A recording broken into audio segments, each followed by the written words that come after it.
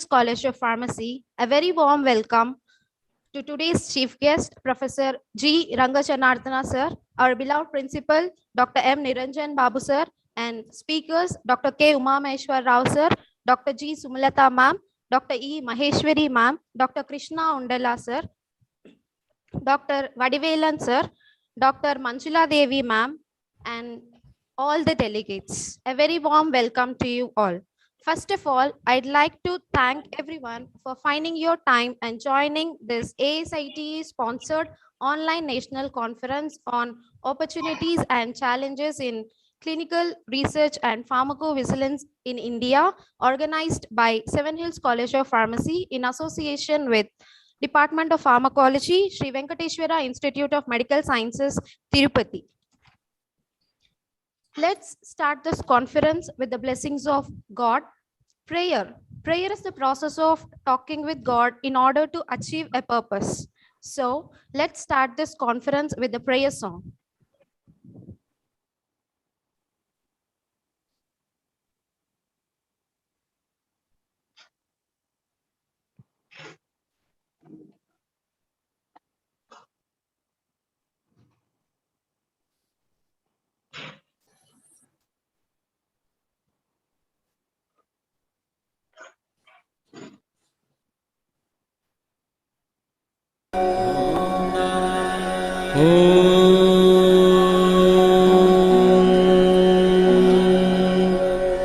वक्रतुंड महाकाय सूर्यकोटि समप्रभ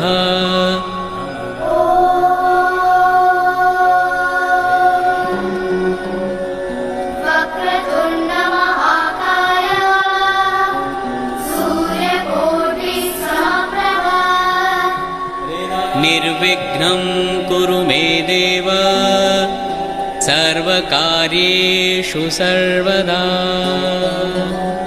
निर्विघ्नं कुरु मे देव सर्वकार्येषु सर्वदा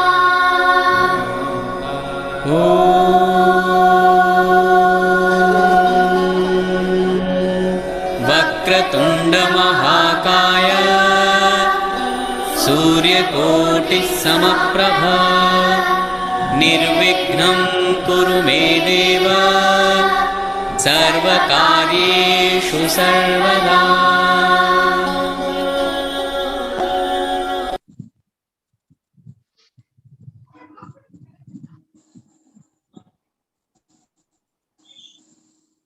Thank you. Now I request a convener of this conference, Dr. B. Jyoti ma'am, to give the welcome speech. Thank you, Sirisha. Respected Principal Sir and today's speaker, Dr. K. Umameshwara Garu, faculty and delegates of the conference, good morning to all. So it's my pleasure to read about college and conference. Seven Hills College of Pharmacy was started in 2007 as an institution exclusively specialized in pharmacy education by Global Vision Educational and Welfare Society. Presently, the college is offering B Pharmacy, Pharm D, PB, M Pharmacy in Pharmaceutics, Pharmacology, Pharmaceutical Analysis, PhD in Pharmaceutical Sciences. Seven Hills College of Pharmacy is a one-step solution for all the higher education and research requirements of pharmacy students. The college is approved by All India Council for Technical Education AICTE, Pharmacy Council of India, New Delhi, and affiliated to Jawaharlal Nehru Technological University, Anantapur, JNTUA, Anantapuram. The college is also recognized by UGC under sections 2F and 12B of UGC Act 1956, certified by ISO 9001 to 2015, and accredited with A grade by NAC and NBA, New Delhi. SHCP is crowned with an autonomous status by UGC New Delhi for a period of 10 years from 2021 to 2930, and also recognized Research Center for PhD program in the area of pharmaceutical sciences by JNTUA Anantapuram. Coming to the conference, the Pharmacovigilance Program of India started by the Ministry of Health and Family Welfare, Government of India, will help to monitor the effects of marketed drugs, especially to identify and evaluate previously unreported adverse drug reactions in Indian population. The field of pharmacovigilance is growing rapidly and its development is making tremendous impacts in pharmaceuticals and medical sciences. The clinical research on pharmacovigilance emphasizes on how the importance and significance can be gauged by the fact that it has made huge advancements over the course of time. The Clinical Research Pharmacovigilance 21 conference is committed to advancing proposals that address key clinical, administrative, methodological, and strategy challenges. We will be discussing scrutinizing with the theme of science, technology, and regulations, bringing all the healthcare professionals together.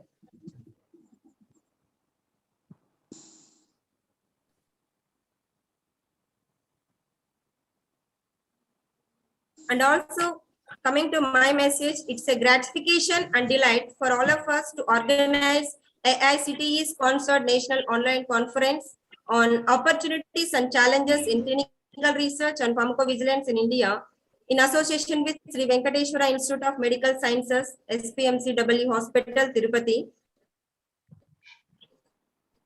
I trust Clinical Research and Pharmacovigilance 21 is a strong program for discussion on the recent advancements in the field, and it provides knowledge and information associated to objectives of the conference for medical and pharmacy professionals.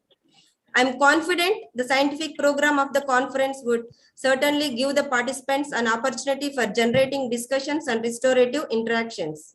I would like to thank Dr. M. Niranjan Babu Garu, Principal, and Mrs. M. Sumlata Garu, Correspondent, for giving this opportunity. My thanks are also to the Scientific and Registration Committee who have helped me in making this Clinical Research and Pharmacovigilance 21 a reality. Thank you, one and all. Over to Sirisha. Yes, ma'am. Thank you, ma'am. Now I request our beloved principal, sir, to deliver few words on this event. Yeah, thank you, Dr. Sirisha. Om Namo Venkateshaya. Namaste. Good morning to all. Myself, Dr. Niranjan Babu, Principal, Seven Hills College of Pharmacy, Tirupati.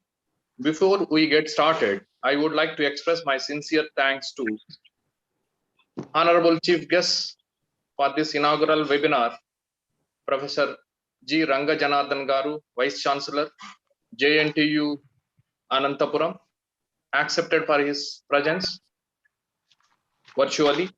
Due to some unavoidable circumstances, Sir could not attend now, but Sir has sent his valuable message to us. Thank you, sir. We understand the circumstances. Today's speakers, Dr. K. Uma Maheshwar Rao, sir, Professor, Head Department of Pharmacology, SWIMS, Sri Padmavati Medical College for Women, Tirupati. You are welcome, sir. Dr. Sumalata Madam, Vice Principal, Vikas Institute.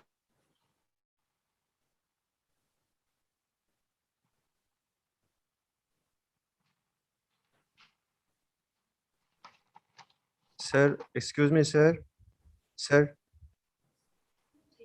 Sir. Principals, Yes. teachers, registered delegates, a warm welcome to this AICTE sponsored 2-day clinical research national conference.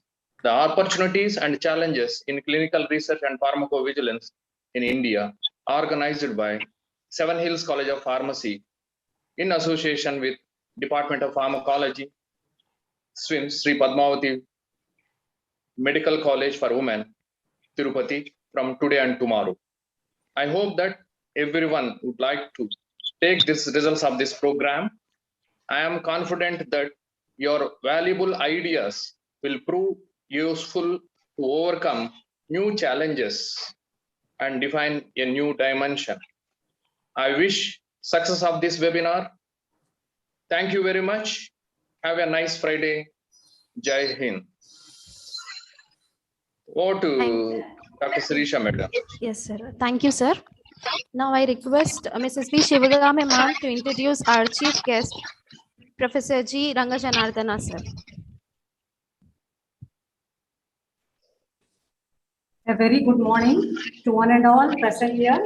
Myself, Mrs. B. Shivagami, working as Associate Professor in 7 Hills College of Pharmacy.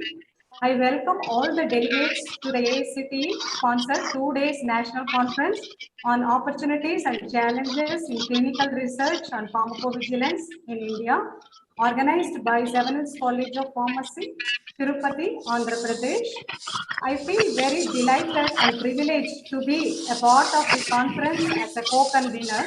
First and foremost, I would like to thank our principal, sir, Dr. M. Niranjan Babu, and correspondent, Mrs. Sumalata Madam, for giving me this opportunity and enthusiastic support for organizing this conference. I feel very proud and honored to introduce today's chief guest, Professor G. Rangajanardana, sir. Sir was born on 23rd June 1964 at Tadipatri town, Anantapur district, Andhra Pradesh. Sir's school and intermediate education were at Government Junior College, New Town, Andhra Pradesh, Anantapur, and BTech in JNTU College of Engineering, Anantapur. Sir pursued his Master of Engineering at PSG College of Technology, Coimbatore. PhD from JNTU University, Hyderabad, and postdoctoral fellowship from Oslo University, South Korea. Sir joined in JNTU College of Engineering, Anandapur, as lecturer in November 1992, and later Sir promoted as associate professor and professor. Sir was actively involved in various capacities in JNTU, Hyderabad, and JNTU, Kakinada. Sir worked as principal, University College of Engineering, JNTU, Kakinada, Vijayanagaram campus, director, Institute of Science and Technology, director, Foreign University Relations, director, University Games and Sports Activities at JNTU, Kakinada. Sir also worked as officer in charge of academic sections, head of Mechanical Engineering Department, and additional controller of examinations at JNTU, Hyderabad. Earlier to JNTU services, Sir served in Southern Railways for 2 years. Professor G. Rangajanardana sir has attended technical and management courses at IIT Kanpur and IIM Bangalore. Sir worked as member Andhra Pradesh Public Service Commission, Vijayawada from 14/9/2016 to 17/1/2021. With this short biography, I would like to hand over the session to Dr. Sirisha ma'am. Ma'am, please take over the session, ma'am. Yes, ma'am. Thank you, ma'am, for introducing our chief guest. I request our chief guest, Professor G. Rangajanardana, sir, to speak a few words on this event.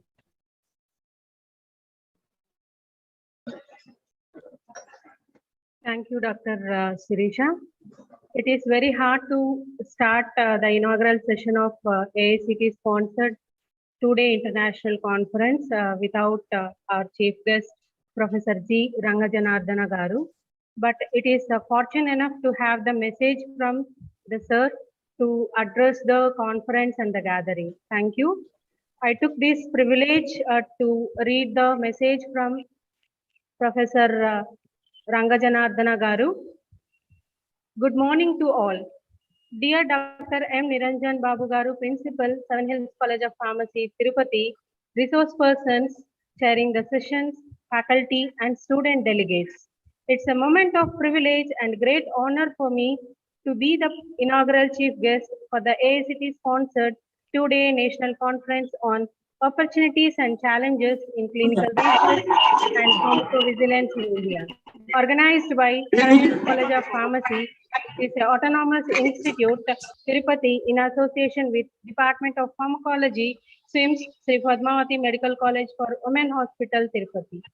As we all know that this pandemic period has made everyone to face a lot of difficulties, it is clear that this pandemic has utterly disrupted the education system that many assert was already losing its relevance. So fighting and safeguarding Now we are slowly coming out from the grip of COVID-19 pandemic. We are living in the times where the pace of events is fast indeed. In view of this, AICTE is providing financial assistance to all the institutions for organizing conferences in various fields of technical education to promote high standards by the way of extending opportunities to the academicians and working professionals by facilitating a forum for sharing their knowledge, experiences, innovations, and inventions. So I bid very warm wishes to all the eminent speakers and delegates who took out their valuable time and joined the national conference. I'm very certain that all the delegates would have a knowledge-filled sessions through this conference. I wish to extend my deep appreciation and best wishes to Dr. M. Niranjan Babu Garu and faculty members to thrive for organizing many more workshops and national conferences like this. I heartily welcome all such new initiatives by your college and ensure that we'll support in each and every moment to equip you with the best possible resources. So with the message from Ranga Janardana Garu, I would like to hand over the session to next proceedings. Thank you so much, sir, for your valuable message. Thank you. Thank you, ma'am. Thank you, sir. Even though if you are unable to attend, you conveyed your message and blessings to us. Thank you, sir. And thank you, ma'am, for conveying sir's blessings and message to us. So let's move on to the next part, that is release of souvenir for this online national conference.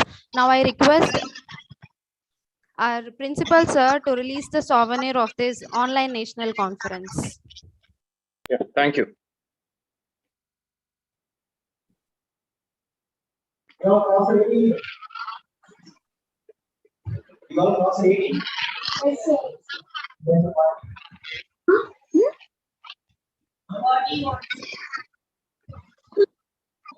A small request to the delegates, please mute yourself so that we'll not have any disturbances in the audio.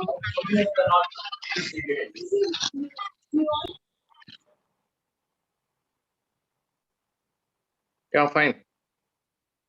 Yeah, good luck.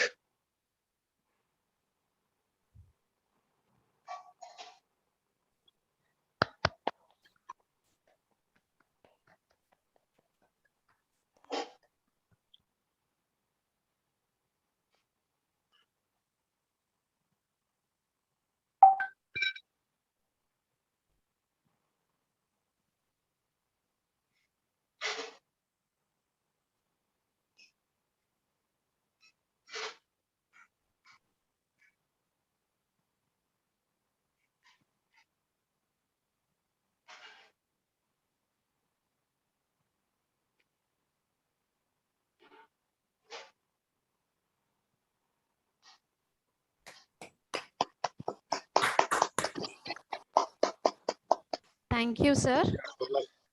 Yes, sir. Let's end this inaugural program by felicitating our chief guest, Professor G. Rangajanarthana, sir.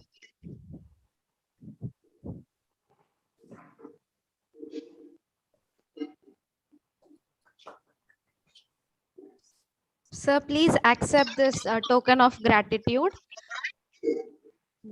Thank you, sir.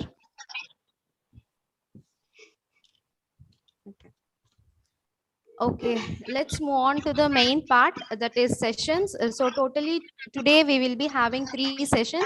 Morning we will be having 2 sessions, and afternoon we will be having 1 session.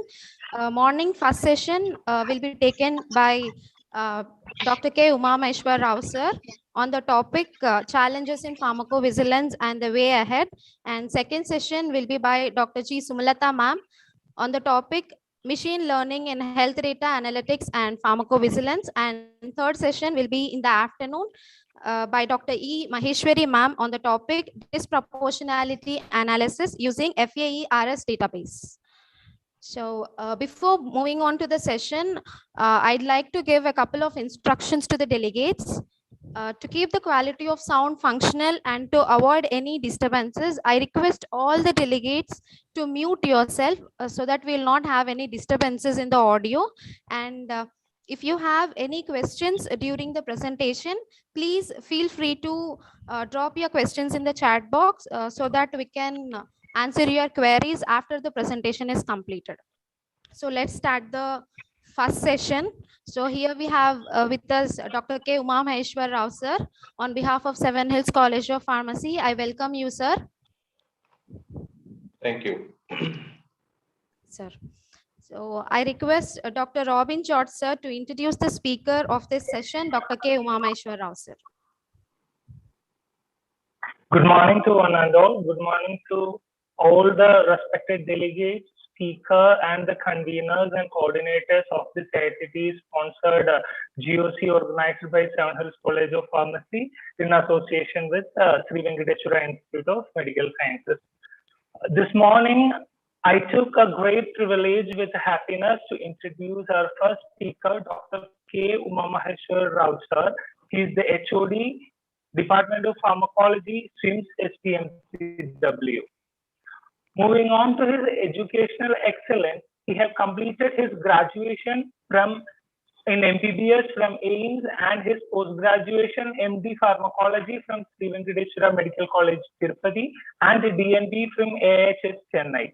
And up to now, he has n number of international and national publications, and the star is extending his contributions through the active participation, being a member in the Indian Pharmacology Society, being a member in the Indian Medical Association, member and inspector of CPSE, Ministry of Environment and Forest, Government of India, and he is the executive committee member of Andhra Pradesh Pharmacological Society and a member of National Association of Pharmacology and Therapeutic Committee. And on honoring and respecting his all contributions to the medical field and to the world, he was awarded with the Bharat Ratna Dr. Abdul Kalam Gold Medal Award in 2018 from Global Economic Progress and Research Association. And on trusting his excellence in skills and administration and teaching, currently he have are given with the following.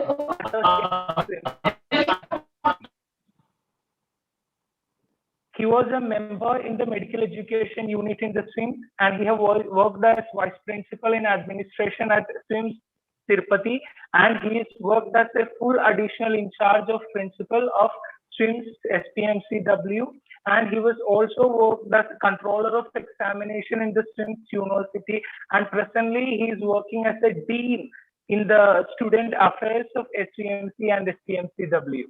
Not only in the educational and administrative activities, his excellence in ensuring the clinical safety and drug safety to the patients, he was being the member secretary of the Pharmacy Therapeutic Committee of SWIMS Tirupati. And I took now a moment to be in personal to thank sir for accepting our request, not only now, even in the past, and for all the future coming programs also. We request and we thank to be very personal and on behalf of Seven Hills College of Pharmacy for all his help and support to our institution.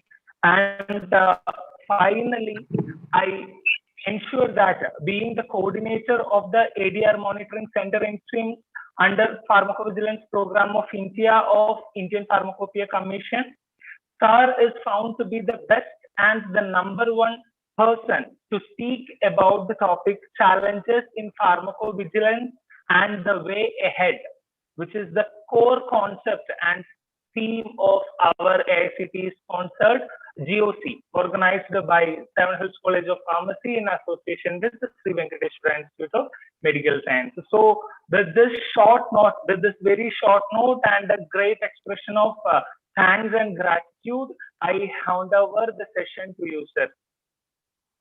You can start your session. Thank you.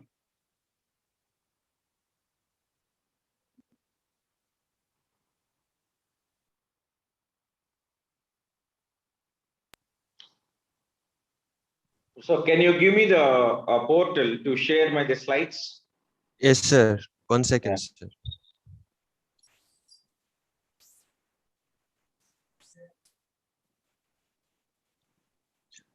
Sir, please try to share your screen, sir.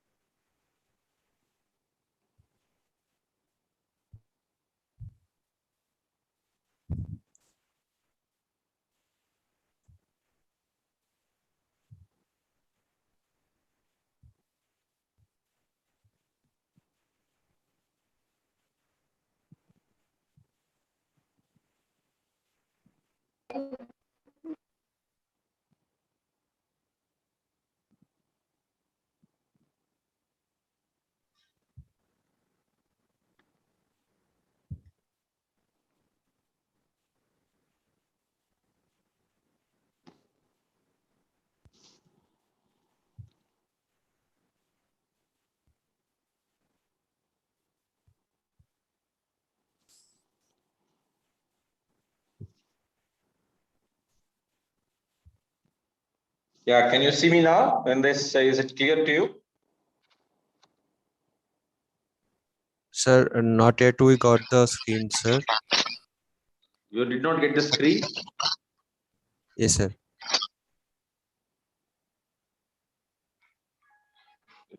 Let me check out once.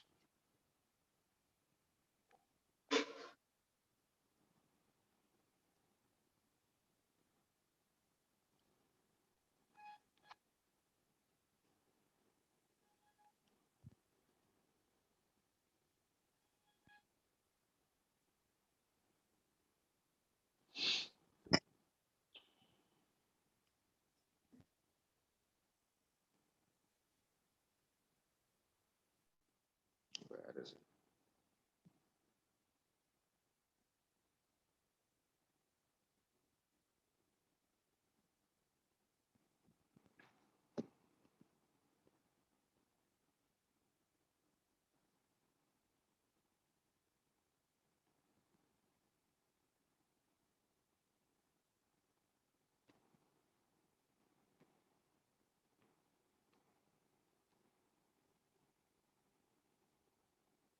Are you able to see this now, the screen?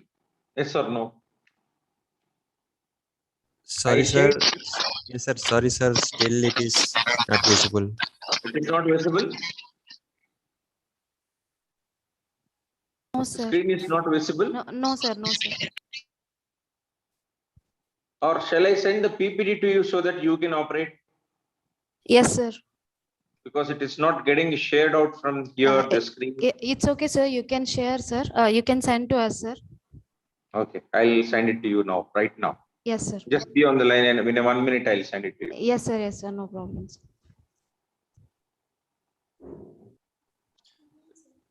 Dear delegates, please be on online. We will start the session in 5 minutes.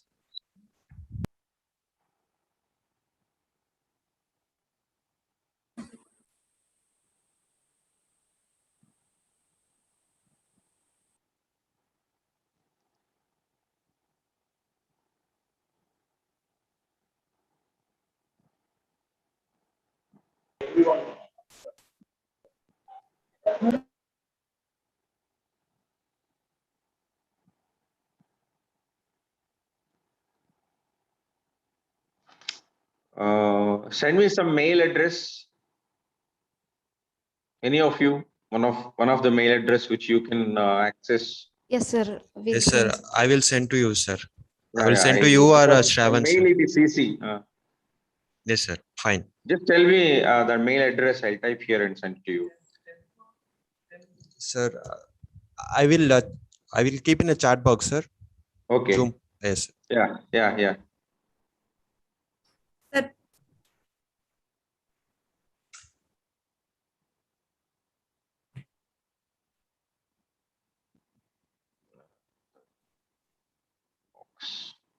Box.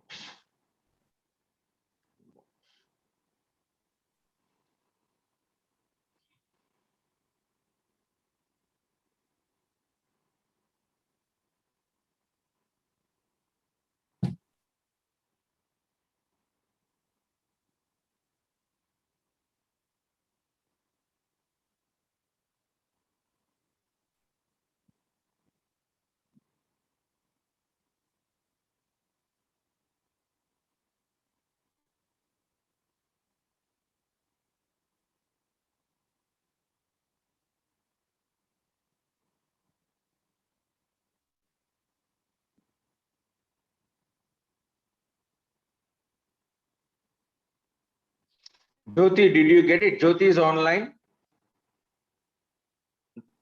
Yes, sir. I have sent in WhatsApp also for you. Can you see this? Yes, sir. Yes, sir. PPT is there, Yeah, sir. yeah. I will send to you here, sir. Okay, okay. Sunil, I am sharing to you, ma.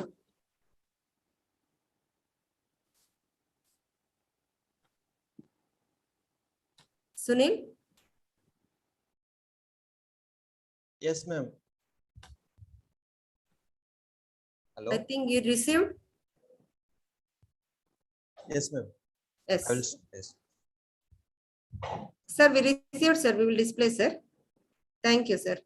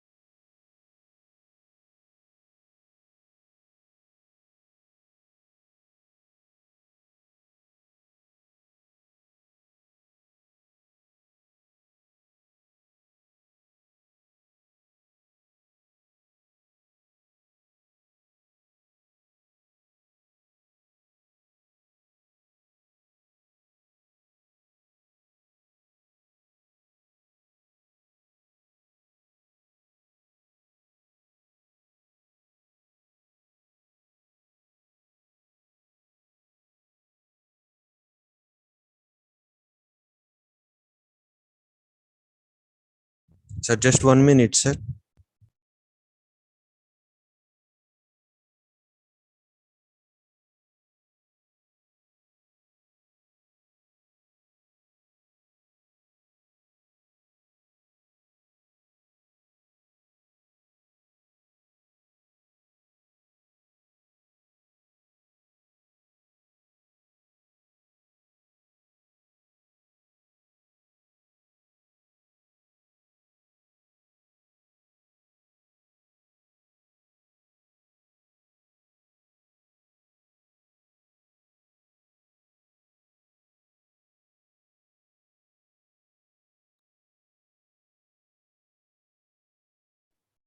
Hello, sir. I hope you see the screen now, sir. Hello.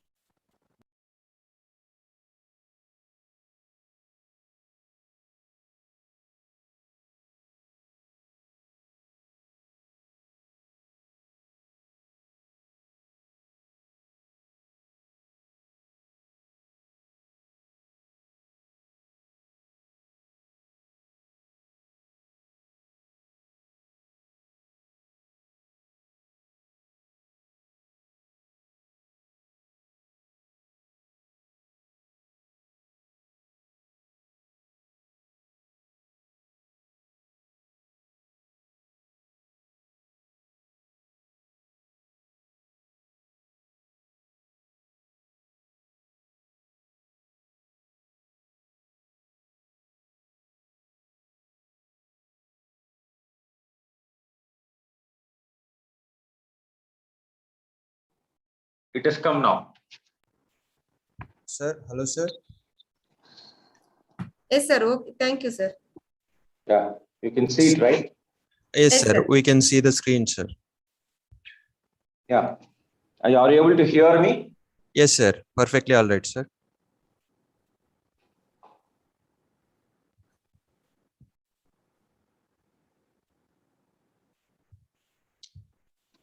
Okay. We'll go to the slideshow, then we'll start from here. Yes, sir. I just say next slide, sir. I will change the slide, sir. Yeah. Thanks, sir. Thank you, sir. Yeah, very warm welcome and good morning to all the delegates to join this National All India Council for Technology Education sponsored online national conference, especially in terms of the pharmacovigilance and its significance and how we can go ahead with the pharmacovigilance in the future. What could be the practical problems India is facing and World Health Organization with the different countries is facing in terms of identifying the ADR. Why the significance of the pharmacovigilance has come? We already know that the death rates due to the adverse drug reactions where the patient is taking the medication has increased to the maximum extent. It has occupied next to the stage of the myocardial infarction. So to prevent, at least there is a possibility for us, if you can early detect an ADR, you can do a lot of things where the patient's life can be saved. So with this shot, I just go ahead with my talk. Go to the next slide. So the objective of today's guest lecture is to know there is a lot of challenges we have in pharmacovigilance. So what are the critical challenges commonly we face in the hospital setup in a pharmacovigilance is a one. And second thing is we discuss about what are the measures we can take up to overcome the present challenges which we are facing out is a today's discussion. So how we can overcome all the challenges which commonly seen in the practice of the pharmacovigilance with the different AMC centers in India located, what are all the things which we commonly go ahead with that? Go to the next. Next.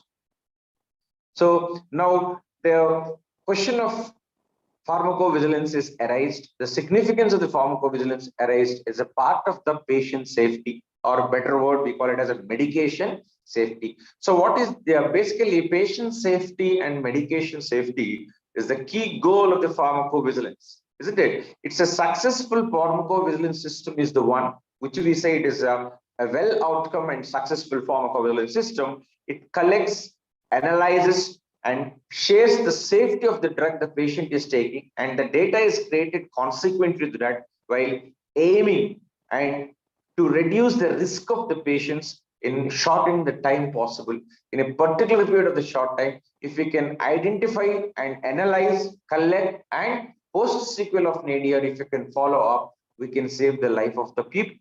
So it applies both to the approved drugs and also the drugs under the clinical trials. We do basically pharmacovigilance. So the pharmacovigilance has emerged from the long over the period of time. It started actively in India from the 2000, and the PVPI is registered from there in a lot of areas where the public it is commonly involved in a primary healthcare, tertiary and secondary healthcare. Right now in all primary health centers and public health programs, the pharmacovigilance is one of the crucial thing which encountered some problem. So in all these areas where we are doing in the primary area, secondary and tertiary care, there are some challenges in terms of communicating with the patients.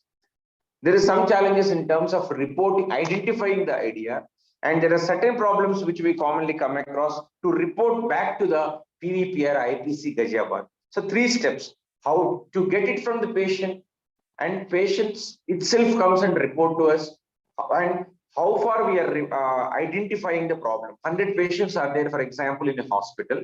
How you are identifying the problem? Out of 100, 20 people has developed ADR. We are trying to identify only 2 or 3. Why we are missing all those remaining 20 which is reported? So most of the hospitals in India, we are not able to identify the existing adverse drug reactions in setup.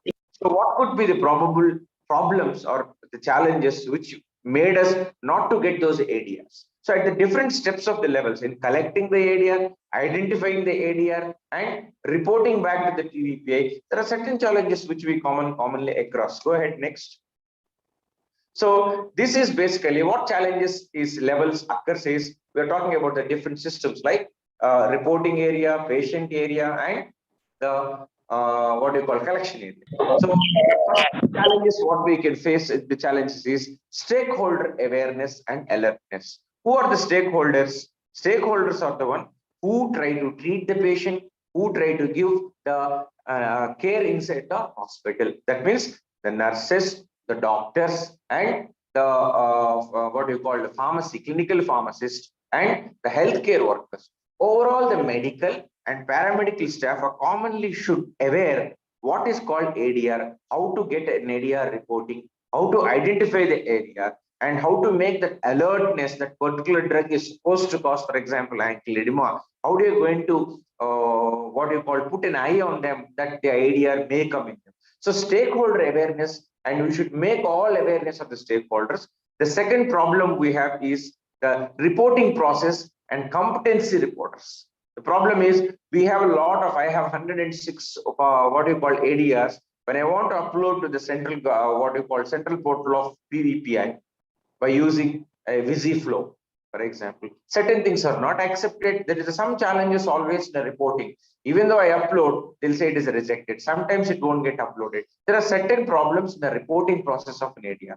The third one is drug use problems. The patient uses one drug or multiple drugs, and I don't know what drugs, even though we do a causality assessment, how to identify the drug, but still there are certain part of what you call the drug medication. He takes some Ayurvedic preparation, which I don't know. He takes some leaves, which I don't know. But that mixing of the drug, what you call drug use problems, is also another challenge to us from what is the source for the development of the particular adverse drug reaction. And fourth problems, challenges commonly we see in case of documentation. So when we make it as the drug as a document, we just go ahead with the different one. So then we'll go to the next one. So these are all the same challenges. Go to the next slide. Next slide. So this is the what we call the first one. We said the stakeholder awareness and alertness. So can you see this bidirectional is the previous one? Go to the previous one. Previous one, yeah. Can you see this? There is a while aware. See, there are doctors in this section in the left side of it, and other side we have the surgical procedures or dental procedures. So we are wide. What do you call? We are wide and well aware, but not alert. So at the level of the doctors or physicians or treating surgeons or any dental procedures or surgical procedures, we know that this drug will, we are very aware that this drug will cause, but we don't report because it is a minor problem. A drug is used, it is causing a vomiting. Sir, this is very common, the drugs will cause a vomiting. Why should we report? That means the doctors, physicians, and the nursing stations or the dentists, whoever it is, they're aware of the knowledge, but they don't want to report it because it is a very common. It is not troubling the patient to the extent. But still, vomiting for more than 3 or 4 times a day is a problem. It is causing a small rash throughout the body. So they'll say that the drug will go down. This rash will go down. It's very common if you use a ceftodoxil. 10% of the people will get a rash. They'll say this antibiotic is used in children, it will cause, but they need to be addressed. So not well aware, but you should be alert enough to report the system. That is the first thing which we need to educate the physicians and the treating surgeons. The second one is we should give alertness to all healthcare professionals, doctors, nurses, and clinical pharmacists should be well educated. Clinical pharmacists should be well educated. You should be alert about the drug, not awareness. Awareness is, I know this, but I am not alert about the patient. The most important thing is the alertness from the stage. It has to come to the awareness, should be always alert. And from that alert process, we are able to report it. The third problem is that the pharmacy level. So what we call it as the people of the working in a dispensing pharmacy, they are partially aware of the system and they're alert in a dispensing a medicine. The awareness is lag behind. See, the doctors and the paramedical staff, they're well aware, but they are not alert in reporting. Whereas the pharmacy, dispensing pharmacy level, we have the partial awareness. They don't have why the drug is written. You don't know. You only can, whatever the drug is written, they dispense consequently. So here there is alertness, but there is no awareness partial. There is only partial awareness why the drug is used, what for they use. So these are the different areas where we can modify the system. So go to the next slide. So this reporting process, we said there are 3 stakeholders starting from the doctors, physicians, or we call it as healthcare people, dispensing pharmacists. So first reporting process, the physicians or clinicians, why they are not reporting it? For example, we said there is an 800-bedded hospital or 1,000-bedded hospital like a SWIMS existing out, or any of the Nizam's Institute or Apollo Hospital, wherever you are working in the different areas, the total strength of the hospital is 800. You make your rounds with the different clinical pharmacists, nurses, doctors, everybody will do the work. And out of the 800 beds, which is inpatients, and 60 people have developed adverse drug reactions, in spite of both in OP and IP. Out of 800 people of IP admission, 60 people has developed some adverse drug reaction. The adverse reaction ADR can be mild, moderate, or severe, whatever it is. So they will not report either the nurse, nor the doctor, nor why they are not doing it. So the first problem we found out in the midst, because of their busy schedule, I have to cover up 30 patients in 2 hours.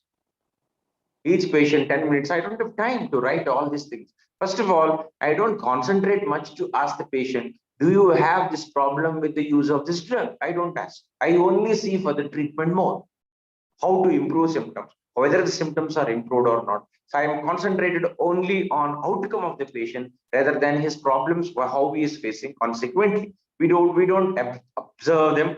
We don't notice them all. These are all the practical issues commonly. Because of the busy schedules, they are not doing. The second one is there's a greater emphasis on the disease rather than on the drug. People are not bothered. How your outcome of this? Are you all right today? Yesterday you have a fever, you have body aches, everything problem, upper respiratory tract infection. I have given some antibiotic, antihistamine, everything. The next review after 3 days patient comes, I'll say, are you all right? I want to know only from the patient is how better you are. I don't ask, what are the problems you have with the drug? Do you have some diarrhea I use? Do you have developed some gastric pain with my drugs? I don't ask them. Not I don't, in the sense, most of them will not try to concentrate. So what alertness? The third one is lack of a manpower. See, there must be some people who should identify. If a physician is so busy, if it is a cardiologist, if the cardiologist or neurologist, nephrologist, I want to see the 30 cases, 40 cases, please hold one clinical pharmacist with you in IP and OP. You take him to the rounds and he will note down all the, what you call it as the existing ADRs. Later on, tell the patient have the ankle edema. This fellow has developed a severe headache. This fellow has developed Steven Johnson syndrome. This fellow developed a contact dermatitis. All these things, if you don't have time, take hold of one person. The manpower should be increased more. The number of people, the doctor versus the patient ratio should be what you call it, increased. That means only I have to reduce my OP, not 40 cases I see, so that I cannot concentrate more. That is it. Second one is, even though you have a more load, use some more manpower to report. The third one is the lack of access or a knowledge of AE reporting system. Most of them, if you go to a hospital and ask any doctor or surgeon or anybody, sir, do you know when you find out any adverse drug reaction or any side effect of a drug, you know how to report? They'll say, we don't know. Because they are not habituated to that, to write system. But most of the primary health centers in India, they never report because they don't know where to report also, first of all. So we should make awareness.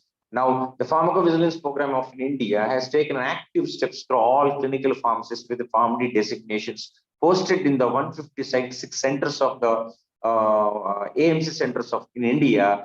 They're doing a lot of rural camps, health camps, and primary health centers. They go regularly once in a week to give an awareness. So the third background with this is the lack of access to knowledge, what you call AE reporting system.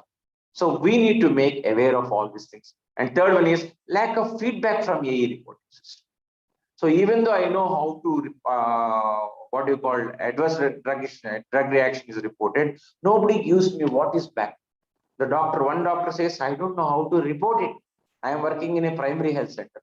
The other doctor says, I am working in a tertiary care hospital, super specialty hospital, but nobody gives me what is happened to that report which I have given. They are not telling to me. I reported to you. You have given me a form called ADR reporting given from the IPC Gajah, but I filled it up and sent it to you, but you are not giving me any feedback to me. Lack of feedback from the AE reporting system. That is also doesn't give the much confidence to the doctor. Why should I report when they are not giving anything to me? These are all the practical issues. And third, the last thing is lack of confidence in the incident of the reporting system. These are all the drawbacks which we find out in a treating what you call stakeholders problem, especially the physicians or surgeons. Commonly we see. So we need to overcome all these things consequently. Next. So this is the one. So the reporting process in the system, what factors that is discouraged? We said these are all the practical problems with the doctors. We need to identify. These are all the routine challenges we have. How to overcome this challenge? So now, what are the factors which is discouraging the doctors or the physicians not to report? Is loss of reputation. They feel that, yeah, I keep on giving. I have given some drug, patient have developed ADR reaction. Is it a good thing for me to report that whatever the drugs I am giving to certain patients, they are developing ADR? Oh, this will spoil my reputation, so I don't want to report. That is one fear of it. Second one is second factor is they will not contribute to my appraisal or non appraisal, or they are not rewarding. If I give it, nobody will praise me that yes, you identified an ADR, you prevented the patient from complications. Nobody says that. They say that you have given some drug which caused a bad thing called adverse effects to the patient. So these are all the points in the mind of the patient. And third one is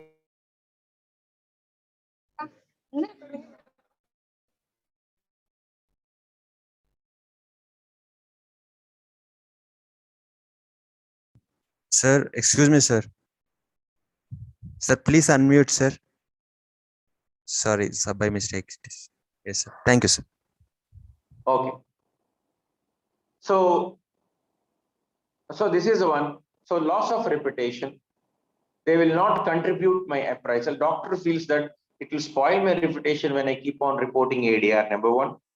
And I will be not rewarded for this when I given it something like publication you have done, your so and so good, so and so patients, total number of patients record from this. This is not a good thing to report. So there is no grievous harm is done to the patient. I think ADRs are common to the drug. Why should there is no much harm to the patient? Where is the point of reporting? The third thing physicians factors can contribute is it cannot be used to resolve the personal level. So I cannot do anything with that when the patient developed an ADR. It is a part of it. That's why we read it as an adverse drug effect. Definitely we'll get this effect when we use them. So where is a question of thinking of it? And there is a lack of supportive staff to him to reporting and encourage all these things. What do you call it as a peers? And it is a huge cumbersome process. I am already busy in OP. You give me some huge form on both sides. You keep on writing me, put me signature, take IP number, OP number. It spoils another 10 minutes. Within this 10 minutes, I can see 2 more patients. These are all the factors which discourage the physicians or clinician to report, isn't it? This is the drawback. Next. So the next is the previous one. So next is at the level of junior doctors, what we call interns and postgraduates in different hospital setup, whether they are what we called MBBS interns, nor post-graduation of an MD, nor interns from the PharmD. PharmD also they'll go for interns very regularly. Interns will be posted to the different department. So all these interns and postgraduate, the basic problem is basically the intern students are basically physicians of the first contact. They are the first people who can see the case in any healthcare setting.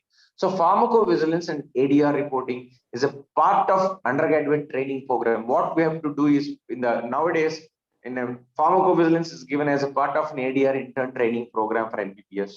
And also pharmacovigilance should be done for the PharmD graduates as compulsory mandatory program from the Indian Pharmaceutical Council. So the both from at the Pharmacy Council of India and Medical Council of India, they say that in the internship, all the postgraduates and PharmD interns should undergo for the pharmacovigilance ADR reporting form. So that is the one. In interns and postgraduate, the major drawback or challenge which we come is, first one is ignorance. Second one is indifference. Third one is complaints to have attribute to the poor ADR reporting among the interns and PUs. These are all the drawbacks with the interns. They don't, because first of all, they don't know that this drug causes. They're ignorant of it. They cannot differentiate ADR from the clinical symptom. And the complaints which has been attributed to the poor ADR system, all these factors makes interns not to report. First of all, they don't know this is an adverse drug reaction. So we need to improve the knowledge, those who are in the rounds, both the PharmD interns and MBBS interns together, we should give a significance to them to know how it is going to help, what is the way of identifying and how to improve your system. Most of the time in our PharmD training, we do for 7 hills, we do for 3-4 colleges together. Here, what we do is we ask the patients to go with a national NIRF, national formulary, which has been released every once in 3 years. Please carry that book. If you don't know the adverse drug reaction, try to know, but check it on the spot and try to identify them. And there is no need to develop an attitude and include the practice of detecting and reporting ADR unless until you take mandatory. I say it's option. If pharmacovigilance, nobody wants to do. That is the reason now PCA has very clear-cutly mentioned it has to be the part of the program in the interns. Without that, you cannot do that now, because the mandatory program makes you must. If you say it is optional, nobody wants to identify ADR. So this is the problems at that level of interns and PGs. Next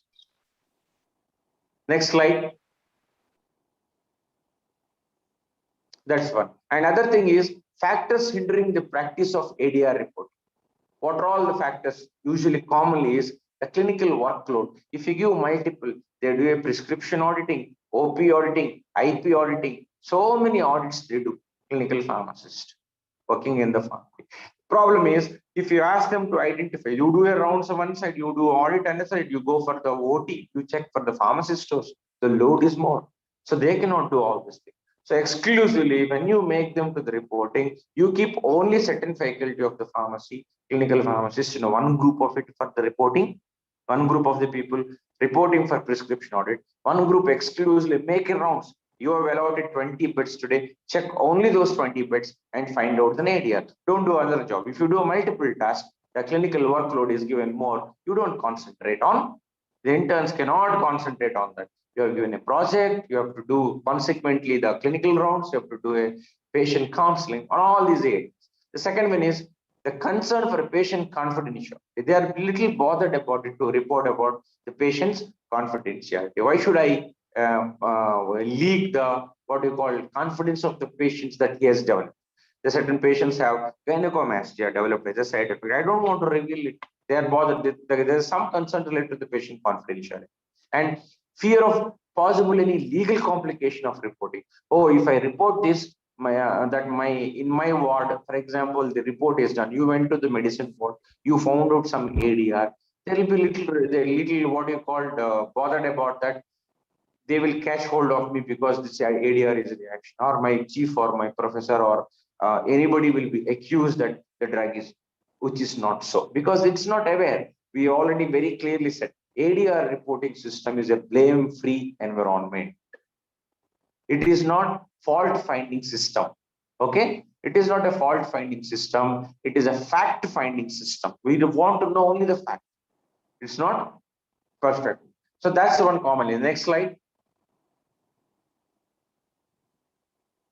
So that's one. So that is at the level. The third stakeholders, which the problems commonly lies in India, is with the pharmacists and nurses. So the well-positioned, most of the time in any of the hospital setup, pharmacists are usually well-positioned and contribute meaningfully to the drug safety. They are very important people, because finally, when a drug is given, the drug only can modify the disease process.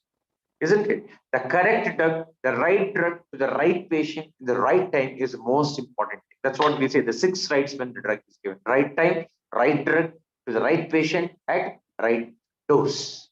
So this is usually maintained by a pharmacist and nurse together. Pharmacist dispenses it, nurse will give in an inpatient. So they should be well positioned.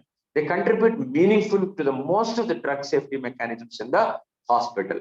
Usually the nurses and pharmacists wing, they preferred group of professionals in ensuring the patient and drug safety, because they're unique source in altering the physicians about the possible ADRs. So they are the one of the important source for them to make the altering the physicians about the possibility. So they prefer to report serious. Why this problem with the pharmacists and nurses is they don't report normal mild things. They'll be prefer to report only serious reactions, which are unusual reactions that have been not reported till now. So, sir, something is very serious, then only we will give this what you called, we'll try to report. Otherwise, there is no need to report all of them. Patient says to the nurse, dear nurse, I am getting a lot of headache. They'll say, hey, it will be there tomorrow, it will be all right. They don't want to see the root cause, why it is developed. Is it due to some drug which is causing cerebral vasoconstriction or cerebral vasodilatation, which is internally to the headache? So that's the one, only for a serious threat. And second one is they're reluctant to report. They don't want to report even they find out reactions. Their issue is only one thing. If the reaction is so serious, then only will report. Otherwise, there is no need to report it all. And third one is incomplete information. Whatever the collection of the data they'll take from patient, they don't put everything in a correct manner. Lack of updated knowledge of practicing the drug safety. They collect from the patient. Usually the incomplete information is collected. They'll write the name of the patient, IP number is missing, the signature of the doctor is missing, reporting person is missing. They'll just submit the form. So these are all the drawbacks commonly seen along with it. Next.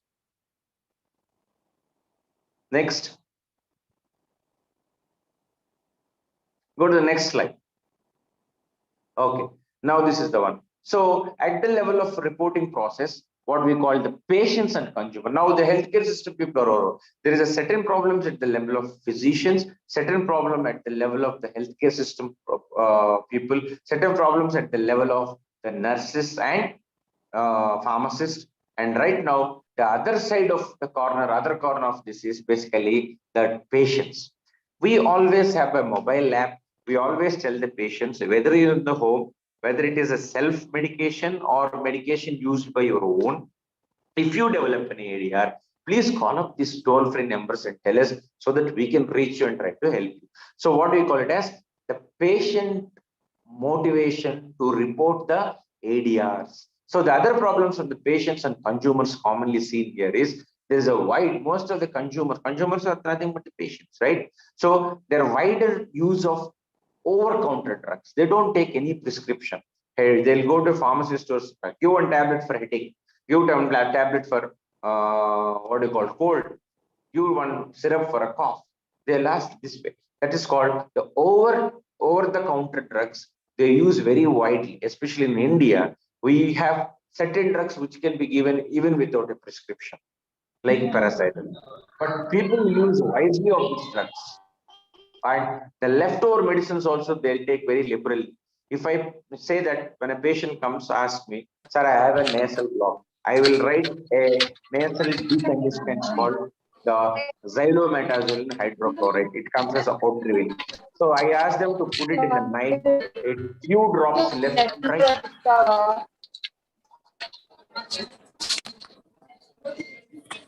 A lot of disturbance. Dear delegates, please mute your mic.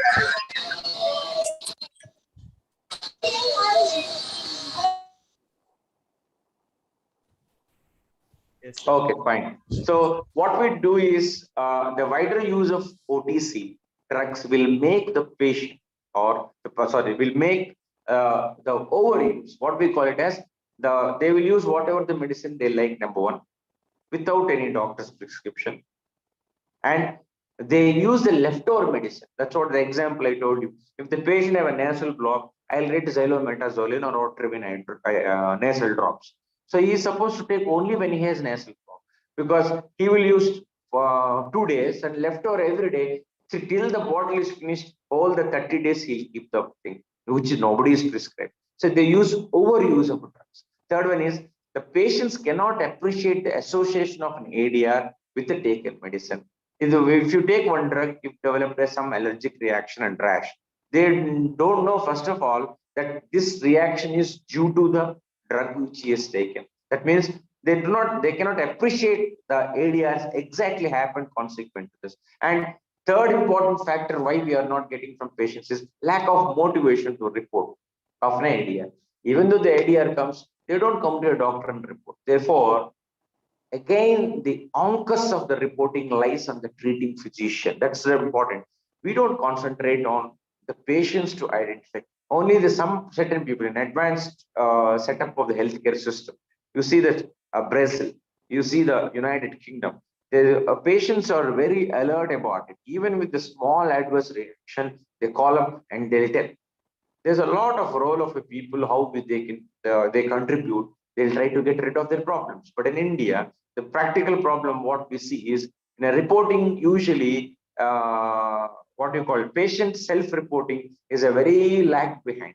Hardly 1 lakh, only 5 patients will get reported out. We don't have that system that people will aware that whenever we take our own drugs or any of the medication or given in the hospital, we should report. They don't know first. That's why we said the whole of ONCOS is reporting is lies on the treating physician. Next. So this is the problem. So now this is the 4th level. We said doctor level, physicians, and nurses level, pharmacist level, patient level, and next is drug use problems. What are the drugs use problems commonly become is availability of the many type of drugs in household. Patient takes whatever it wants. They'll keep some box in every house. They'll write this is for headache. They have 4 tablets for headache. They don't know what drug is present. They know only that it is used for a headache. We have paracetamol, nimesulide, diclofenac, so many analgesics they'll keep and they'll say common this is for headache, this is for the cold, this is for the cough. They'll define themselves without doubt because available too many drugs. That is the reason you take whatever you like. Usually the problems lies with them. And dispensing of the drug by untrained person. This is prevented usually by doing a patient counseling areas. If you do, there's a role of the PharmD students and pharmacists, especially in patient counseling areas, is we try to check out whether the correct drug is dispensed from the. So dispensing the drugs by untrained persons is so another problem commonly we see. And third one is widespread use of injections. Even for a simple thing, I am not feeling well, take one saline, people say. So there's nothing to do with an IV, what you call DNS or ringer lactate or saline. You don't do unless until you are dehydrated. But people feel generally take some injection. And people have the blind belief that give me one injection, I'll be all right. I see a lot of practice in the rural areas. Sir, I am getting a fever, my body is not well. Give me some injection, I'll be all right. Social taboo and irrational use of an antibiotic, even for simple fevers and viral fevers or any of this, we give very broad spectrum antibiotic which is not necessary, which try to develop the resistance. And third one is inadequate treatment guidelines, and poor prescribing and dispensing practices, and poor prescribing and dispensing processes. And we have already counterfeit drugs. Spurious and counterfeit drugs are always available, which we use. And using of traditional medicine, people use some leaves, something, and some bark of the plants, and they come out with some adverse drug. This is all the drug use problems, especially in India. Now they go to the next one. This is the 5th level of problems commonly we come across. Till date, what I said, all the problems on the level of the 5 stakeholder level, I told you, this is all the practical problems. Right now, the point of today's discussion, by knowing all of them, what measures India can take, the PVPI or in IPC Ghaziabad, Indian Pharmacopoeia Commission of Ghaziabad, has set out some guidelines. We need to overcome all these problems consequently. what we can do to overcome the problem. The next slide. Next slide. Next slide. Okay. Go to the previous slide. Sir, this is a slide, sir. Yeah. Okay, sir. Can you hear me? Yes, sir. We can hear you, sir. Okay, go to the previous slide.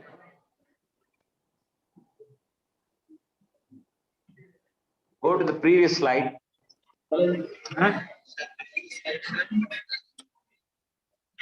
Okay, the challenges in the third thing is the reporting system of the pharmacovigilance is done by causality assessment. We already know what is called causality assessment by using a WHO Niranjan scale. So there are certain factors that may not facilitate the analysis and time-consuming task most of the time counseling a what you call causality. It's a complex nature of adverse event to say that this is certain, uncertain, probable, and wide variation in the clinical manifestation and background frequency of the adverse event, characteristics of the disease process, and use of the multiple drugs where we cannot come to the consequence that which drug is responsible for that with the same temporal sequence. This is basically challenges come across with the causality assessment.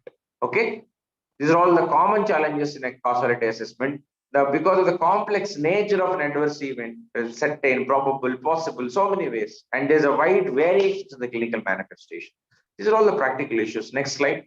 Commonly, at the level of uploading the forms, once the causality assessment is done, we will upload the form to the VisiFlow. Go to the next slide. This is called data VisiFlow. There are certain practical problems where this data is enrolled. Can you see this? From where the PVPI collects from the different areas, consequently, it will go to the WHO Uppsala Monitoring Center at Sweden. Okay, all the what you call the reports taken from the AMC centers of India, it will go to ICSR to upload in a software called VisiFlow at AMC at ICSR. From this, it will receive at National Coordinating Center for Quality Assessment at IPC. From this National Coordinator Center at an NCC, the quality assessment will go to WHO Uppsala Monitoring Center. This is the data. There are certain problems to upload all these things finally to accept by the ICSR. This usually problem to the most of the clinical pharmacovigilance associates, which are working in the different sectors as a pharmacovigilance associate for the government program of IPC or PVPI associates. They have such practical problem, even though the data is correctly given, certain data is not accepted because of not correct maintenance of the system. The system defaults. The second thing is the ADR forms which is being given is not adequate data is enough. So they all will be usually rejected out. Again, they have to go for the causality. They have to challenge and de-challenge things to know about. So this is the practical problems at the reporting system level. Next. And third one is documentation. Once you make, there must be some good documentation. So can you see the first form is called the reporting form of the ADR form. Second form is the material vigilance reporting form. Third one is patient self-reporting form. So these are all the different forms available. There must be a good collaboration of the pharmacovigilance centers with the other public health programs to make it problem. So for example, National Tuberculosis Program, AIDS program, deworming program, how they are doing in AEFI, adverse events following the immunization. Most of the time, all the centers of the different pharmacovigilance associates are working for AEFI reports, adverse events following immunization. Most of the COVID vaccination, what we are giving at present, they're all ADRs is taken, the mild ADRs. People usually come with a fever, headache, myalgia. All these practical problems which are mild enough, but they need to be reported regularly. SWIMS is reporting almost 270 to 300 reports per month of adverse drug reaction. So what we required in this level at a documentation level is collaboration of the pharmacovigilance centers with the public health programs. Now, the IPC Gaichapad has made mandatory for all the pharmacovigilance associates to match with the public health programs and deworming programs, tuberculosis programs, and immunization program. At present, actively going on is the immunization adverse events following COVID-19 vaccine, both Covishield and Covaxin. Next. So this is the documentation. It's basically documentation for at the level of pathology is basically a critical challenge, because we need to take a case files and the prescription. What is important, make the limitations for the documentation is lack of clinical details, which is incomplete or missing relevant laboratory difficulties in obtaining the required detailed test. If you've done a particular thing, I have done a radio contrast CT scan. I don't have what inoxal used, what dye is used. There's a lack of what you called as data, details of the clinical details, which in turn related to the laboratory difficulties, nor data of any drugs which is used by the patient. That was the important limitation for documentation.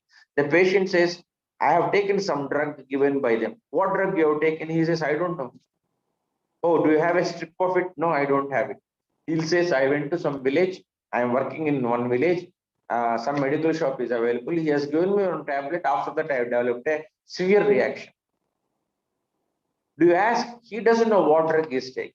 What do you call the data of OTC drugs, over-the-counter drugs, is not available for, and self drugs, what they have taken, the patient will never tell us. These are all the limitations and important limitations for documentation. Documentation means we should have the, what do you call, 100% relevant document which is available to make the causality that this particular drug is held responsible for the adverse reaction.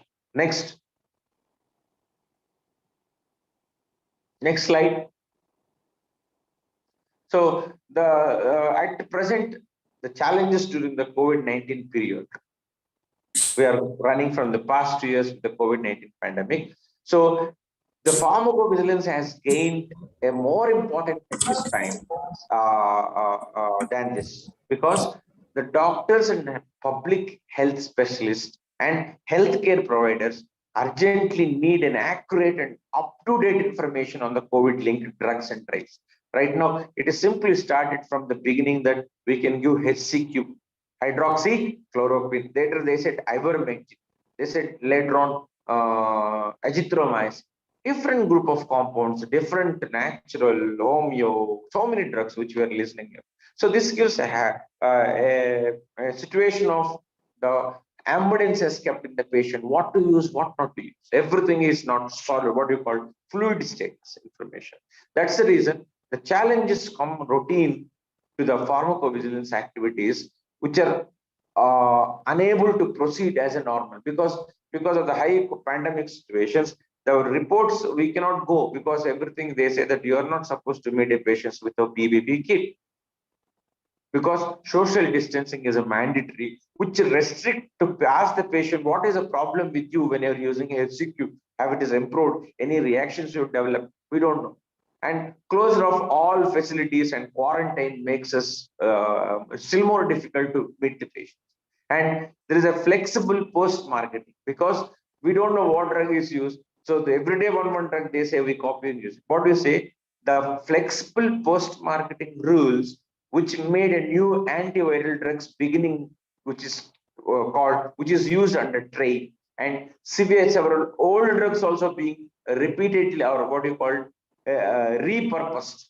For example, hydroxychloroquine is used in malaria. It has nothing to do with the COVID, what you called 19 infection. Okay, but still we have under trade to do. The physicians are rarely an observation data, such as that we found an adverse event contribute to the database. So what we made is the normal reporting system of other diseases, how the patients are treating, is completely hampered due to the COVID. They say social distancing, you are not supposed to come. Even whole hospitals, there is availability of only COVID-19 wards. How about the cardiac patients? How about other people? We are not able to communicate with them and ask all of them. So this pandemic situation made even not to report this, it hampered the total pharmacovigilance system in India for a temporary period. One is a lockdown and the other one is people doesn't come. Other OPs does not running throughout and actively like a previous one. Most of the government hospital is made to the COVID hospitals. So this is made. And second problem is the normal other diseases are not well reported back. We are not having an access to ask or collect the ADR reporting. Second issue is the drugs which is used in a COVID-19 could not able to access. Doctors are so busy to treat 100, 200 patients per day with these statistics. We are bothered about only how to do drug. We don't have the time to take a feedback from them that what happened within HCQ, are you improved or not, whether it is working or not. We don't. So these are all basic challenges. Go to the next one. Next slide. Next slide. Okay. Right now, we have discussed till now almost in 45 minutes. What are all the practical problems India is facing? It is not one center. Every center in India, starting from the north to the deepest part of the south, every center, AMC centers, hospitals, they're facing all these problems. So ICMR and what you call the IPC, Indian Pharmacopoeia Commission, and the PVPI program under the IPC, they have come to discuss about the different people, how we can, what measures we should take to come all these problems. You are always telling this is the problems, doctor level, physician levels, nurses level, clinical pharmacist level, dispensing pharmacist level, so many issues, patient side. What are the measures we can take right now to overcome these challenges?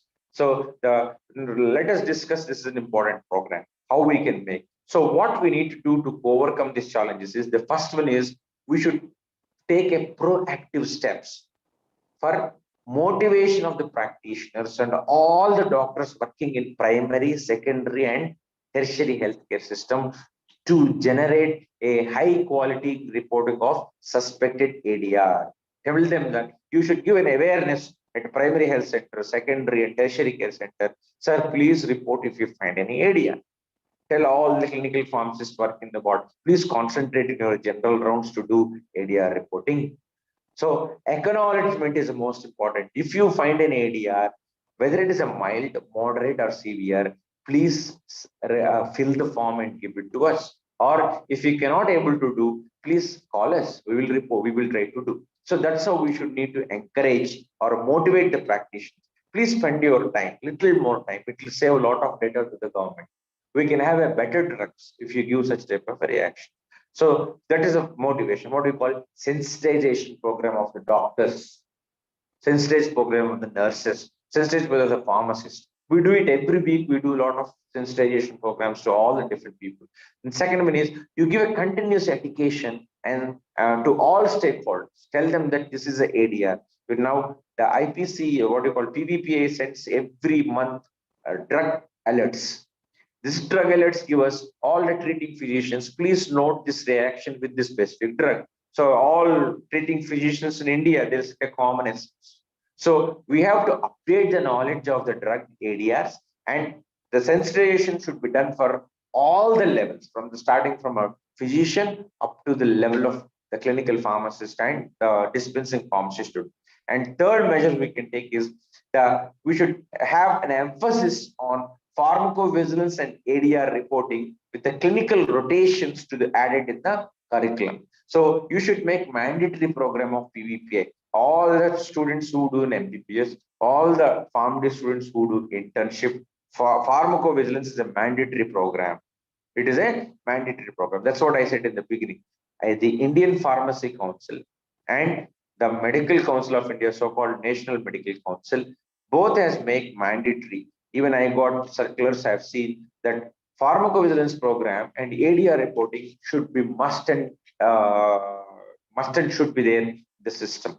The student who is undergoing for an internship in a family should report at least of 20 to 30. Please give these targets for them when they're general rounds. So make it as part of a curriculum. The next one, that's how we can improve the system. And the fourth way we can overcome the challenges is strengthening the research and regulations on drug utilization patterns, which is where the patterns of causality analysis check for the completeness and quality and safety of the report consequently. Is it so urgent? Okay.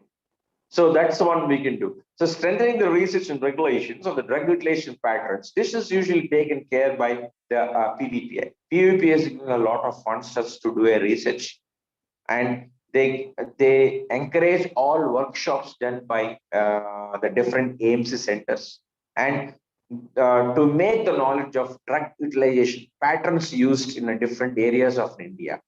What is an antibiotic pattern? What is an anti-epileptic pattern?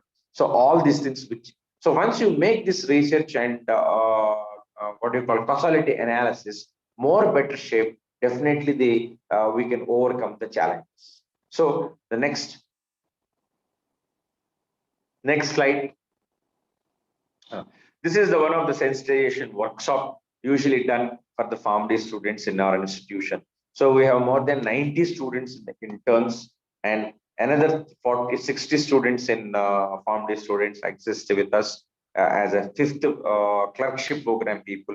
And most of the interns of the 19, at the 5th year itself for the PharmD, we use sensitization workshops. So that by the time they enter into the internship, every year we do a workshop, how to report an area. This is one of the examples how we conducting on that. I think all colleges, Seven Hills of Pharmacy College of Pharmacy people, they've established very nice drug, what we call it as the sensitization programs. They have done a wonderful job. Right now, what is called COVID hospital.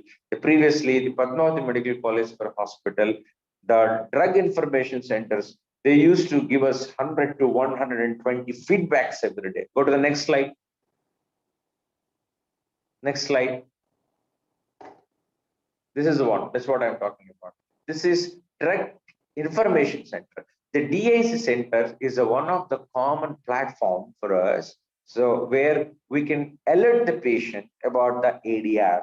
If you're taking this drug, you can do a sensitization to the patient's mode. The only area where they can come out.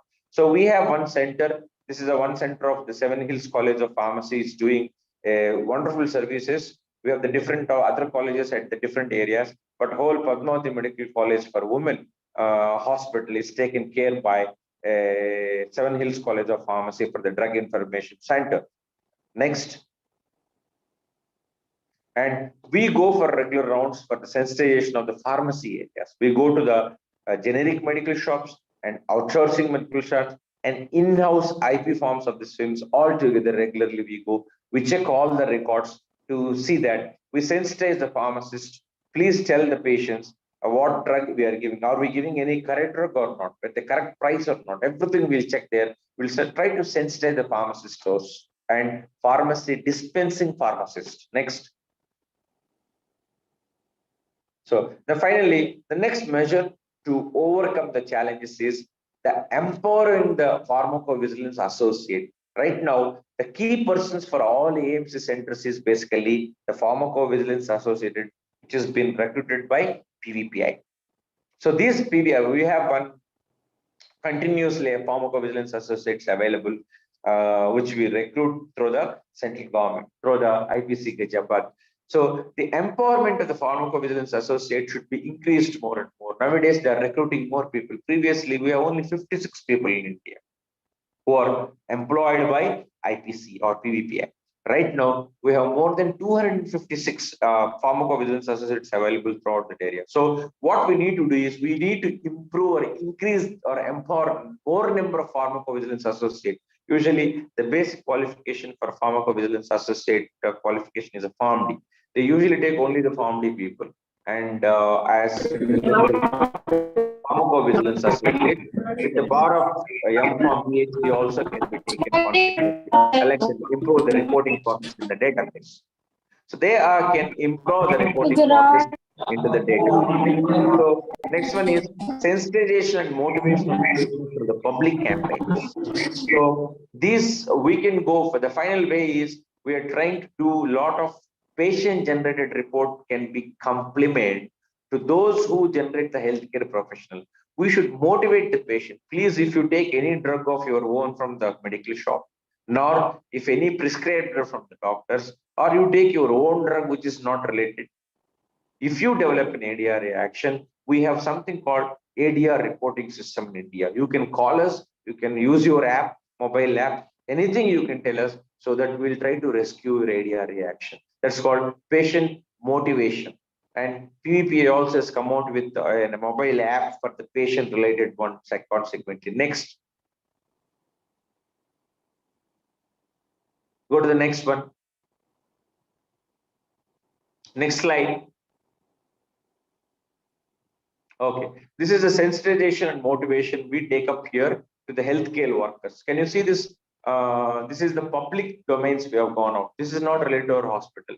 So our pharmacovigilance associates, along with our pharmacy people, they go and sensitize all. This is all government hospitals we gone. We've taken all the nurses of the government hospital and we're training them.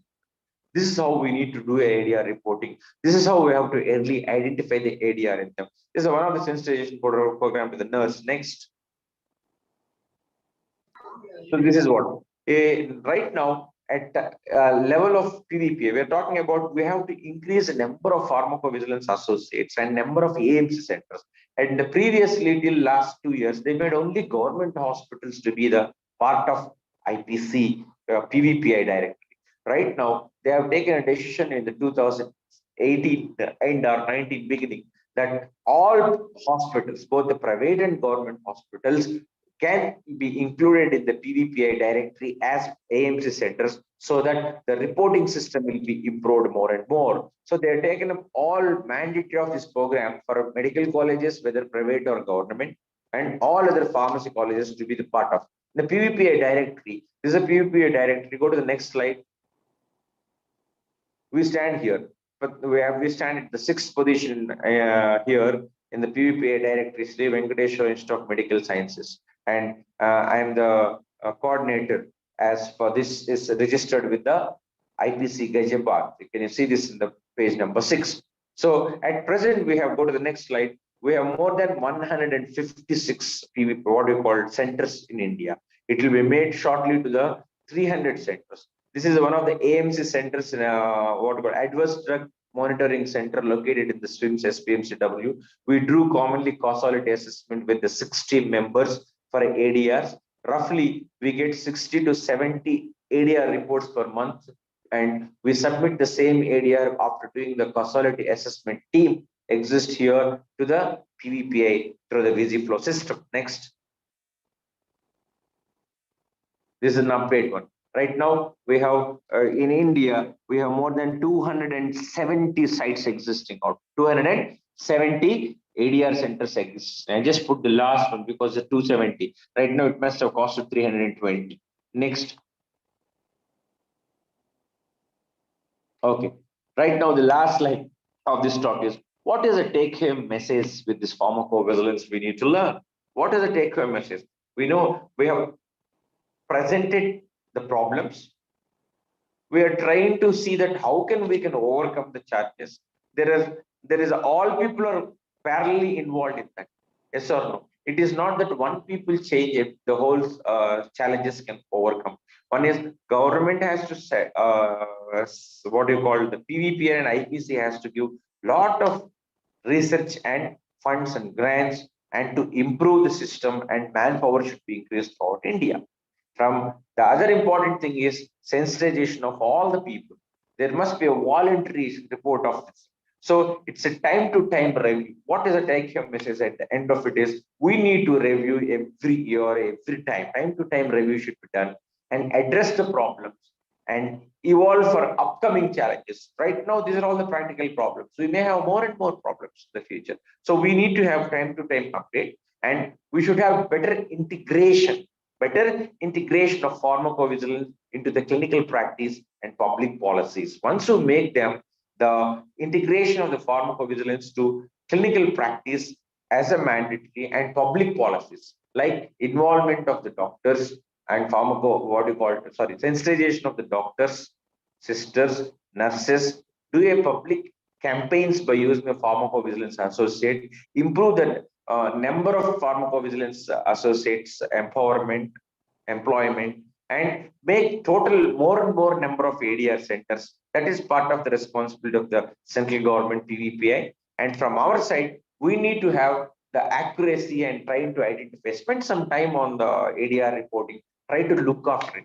Those people who are working at the level of the Form D, most of the people who are working in the clinical pharmacists, nor interns for a training, they should concentrate when they're seeing all the cases so that we can improve all ADR. Early detection of an ADR is saving a life of 1 people. Remember, 100 people if you see, if you can identify at least, if you can stop the death of the 1 patient due to the one early detection of an ADR, it's a wonderful way of saving 1 life.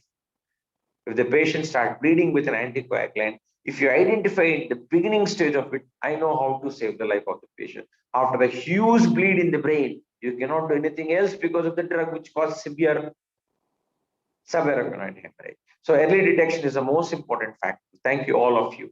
Now it is the time, if you have any questions, you can ask. Thank you, sir.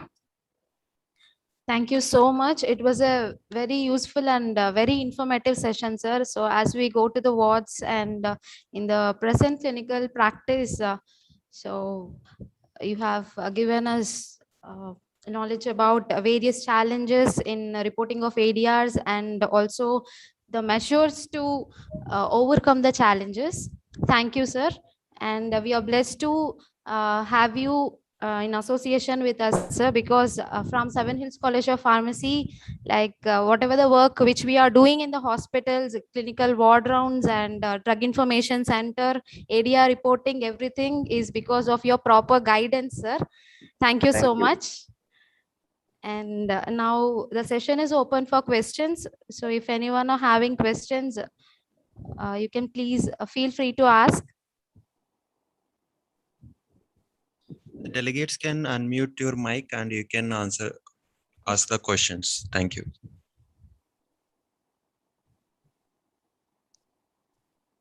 Sir, we'll wait a couple of minutes, sir. So Okay. if no questions are there, means we can move on, sir.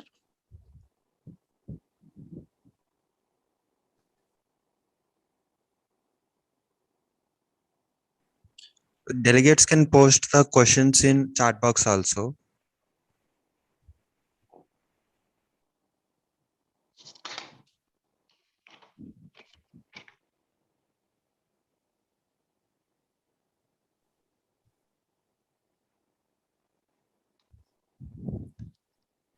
Sir, I think no questions, sir.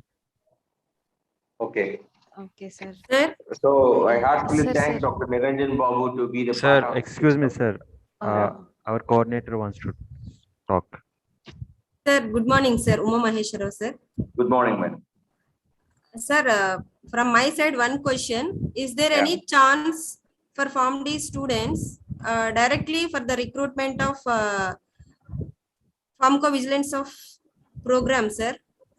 Yeah. Actually, you are the Government- coordinator, no, sir, for the Yeah, government. yeah. The IPC is doing right now, Indian Pharmacopoeia Commission. The PVPI is doing basically every year once a recruitment of the people. Okay, So right now, every year they do only at a particular period. At present state, they are increasing the more number of AMC centers. I said in the beginning, we have only 56 centers of AMC in India. Sir. Right now, it has gone to the 270. Probably it may reach to 320 also. So all these 320 centers, even for the private institutions, they are providing what we call it as pharmacovigilance associates. But basic requirement, what they have given along with that is the Form D is the first preference. Second one is M-Pharm with the PhD. Sir, there is no chance for M-Pharm pharmacology students, sir? Yes, there is a chance. I can give you the list of the IPC has given eligible criteria for the pharmacovigilance associate. So we have an M-Pharm clinical practice, not pharmacology. The M-Pharm clinical practice. Okay, sir. Those who are in the pharmacology and clinical practice can apply for pharmacovigilance because they need to deal with the patients every time. Yes. Okay. So these are all the two eligible criteria given by the IPC. Okay, sir. So they can be recruited out. You can check the notification. They give a public notification commonly in the Indian Gazette. Yes, sir. Yes, sir.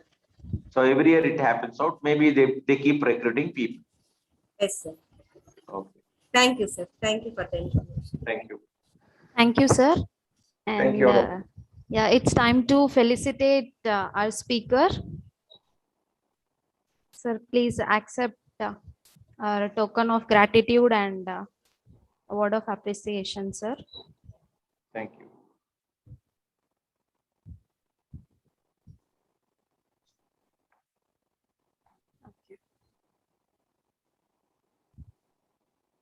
Thank you. Okay, sir. Thank you, sir.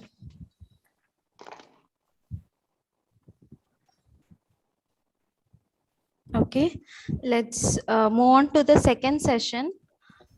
So for the second session, today we have Dr. G. Sumlata ma'am. On behalf of Seven Hills College of Pharmacy, I welcome you, ma'am.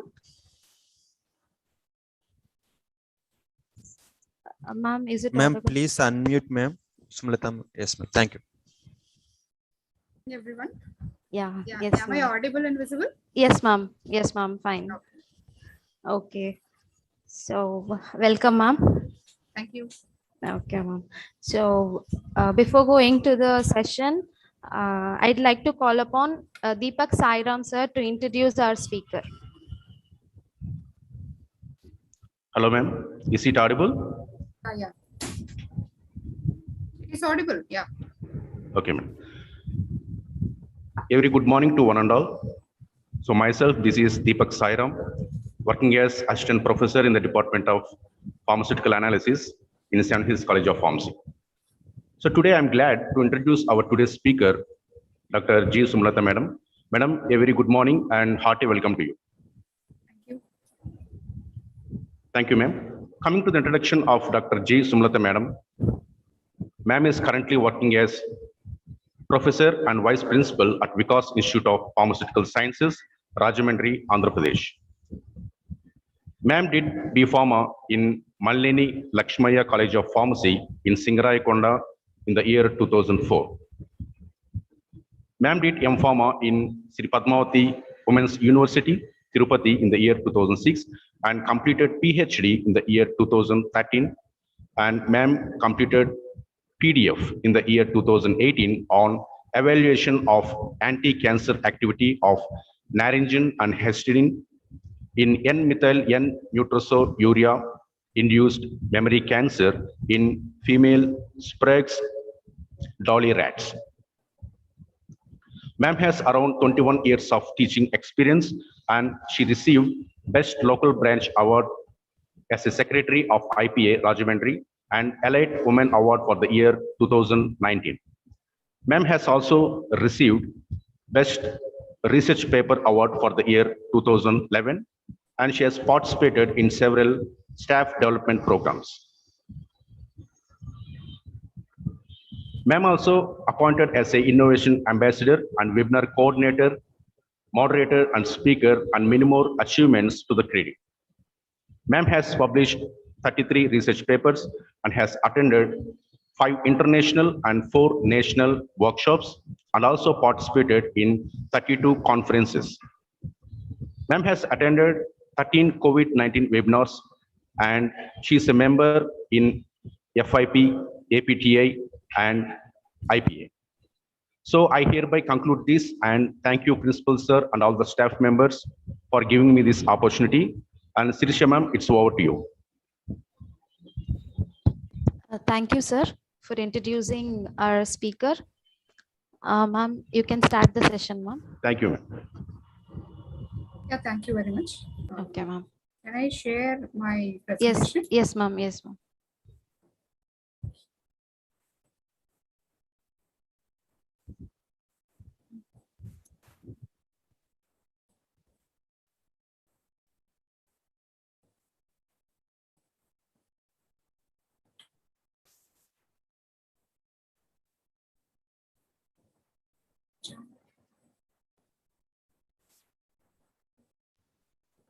Ma'am, your entire screen was sharing. That's what. Yes, thank you.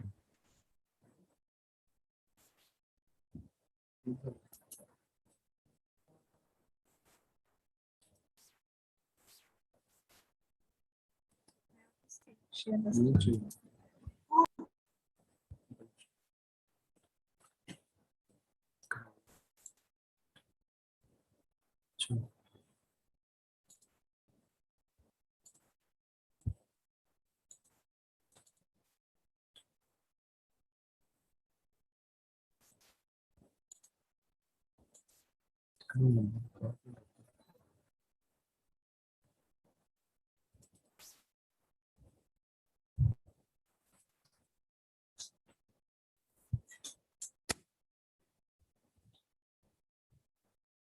Yeah, is it visible?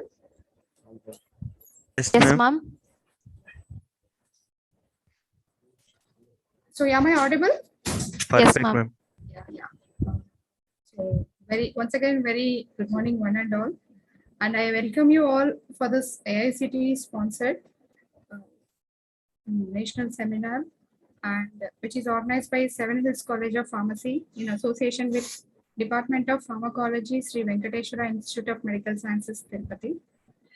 At the outset, I would like to convey my deep sense of gratitude to Niranjan sir and Chairman and Managing Director Sumalata ma'am and Jyoti ma'am, and all the teaching and non-teaching staff and delegates for giving me the opportunity as a today's speaker. And today's my topic of presentation is I have few inputs about this machine learning in health data analytics and pharmacovigilance. So let us have a look and a brief information about this machine learning in health data analytics and pharmacovigilance. Myself, I am Dr. Sumalata, currently designated as a principal of Vikas Institute of Pharmaceutical Sciences. And I would like to, in this juncture, I would like to thank our mentor and guide for our profession and lifetime, Dr. T.V. Narayana sir, who is the President, Indian Pharmaceutical Association, Mumbai, and also Director for the Vikas Institute of Pharmaceutical Sciences, Rajahmundry. And coming to a brief introduction about this machine learning. Usually, intelligence of machines and the branch of computer science, which aims to create this machine learning. So if you compare with the human brain, usually machines are capable of producing the work a man can do in his lifetime within 20 years. If you assume that if a man's lifespan is of 90 years, a machine can do all the works of a man within 20 years. So this is actually invented in 1965 by a famous scientist, Herbert Simon. So there are three elements in case of machine learning we have to concentrate. So first and foremost thing is, so we can get a massive amount of data through this machine learning, and there are sophisticated algorithms we can produce by using this machine learning, and we can get high performance parallel processors by using this machine learning process. And the three steps we have to follow is computers and programs we have to follow, because we need computer and programming software for implementation of this machine learning in the not only in healthcare, in all the sectors. And second one is Turing test. So usually Turing test is a method of inquiry in artificial intelligence for determining whether the computer is capable of thinking like a human being or not. So this is a test called as Turing test. So it gives us exact information about the computer, so whether it is able to perform like a human being or not. So by using this test, you can confirm whether this machine learning is acceptable or perfect or not. And the second one is in dormant conference. So this is a conference which is held by a few scientists which are working on a research project on artificial intelligence. So in that conference, they got a lot of information about this artificial intelligence and machine learning. With this few inputs, we can have a big data and information about the machine learning and how this machine learning is useful in the healthcare and medical research and identifying the diseases and for specific disease treatments also. So moving on to the next slide. So how improve our healthcare industry. as we are pharmacists, we are particularly very much connected to the healthcare industry. So, and we have to know how this machine learning is important in healthcare industry. The first and foremost thing is it provides big health records of the patients. So for suppose if a patient which he is going to a hospital for disease of this hypertension or diabetes mellitus, he usually concentrate on those only the symptoms which he is having the previous days. But when we want to go for the other previous medical history and also disease history, we are unable to get the data exactly from the patient. So if you have a solid basic health record of a for the physicians to make out how the patient is feeling and what is the exact problem in the patient.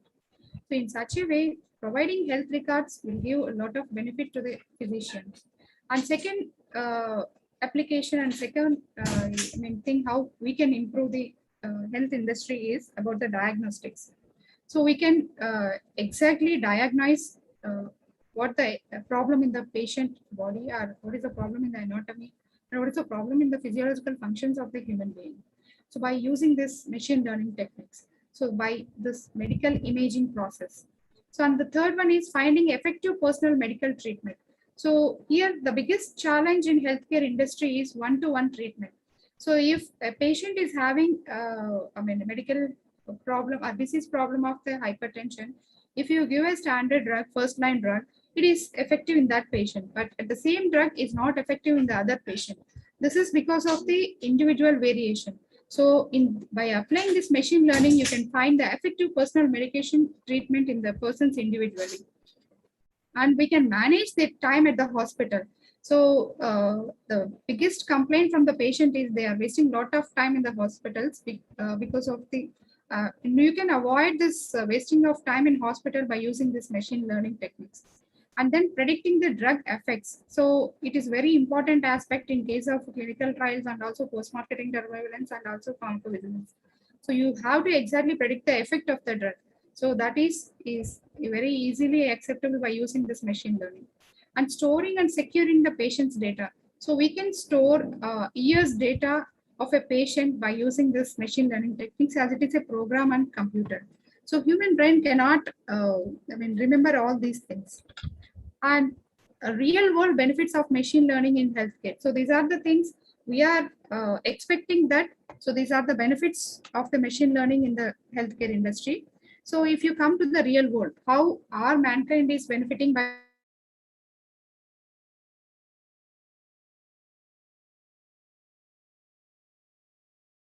you in the earlier slide. So we can easily identify the disease and we can easily identify the exact diagnostic process and assess the problem in the patient. And medical imaging. So with this medical imaging, you can screen the even minute level of the cell problems in the person, even human brain or any part of the human being. And personalized medical treatment. So you can get the personalized medical treatment. So as I told you, person to person. So there is a variation in the treatment. So and there is a variation in the adverse drug reaction and there is a variation in the hypersensitivity reaction. So you can have an exact treatment for an individual. And we can maintain smart health records. And also we can predict the disease. So upcoming epidemic outbreak diseases also we can predict with the help of this machine learning in healthcare fields of applications. And the most important thing which we can benefit is drug discovering and manufacturing. So this is very important as so many diseases are prevailing and new diseases are coming into the world. So you can manufacture drugs which are necessary used in the treatment of the new and recent diseases. And this is a medical imaging. So this medical imaging will represent the organs and tissues on the cell level basis. So like this process, we can imagine, we can get the image of the cells within the brain or spinal cord or every minute tissue and cell can be imaged by using this machine learning. And coming to the drug discovering and manufacturing.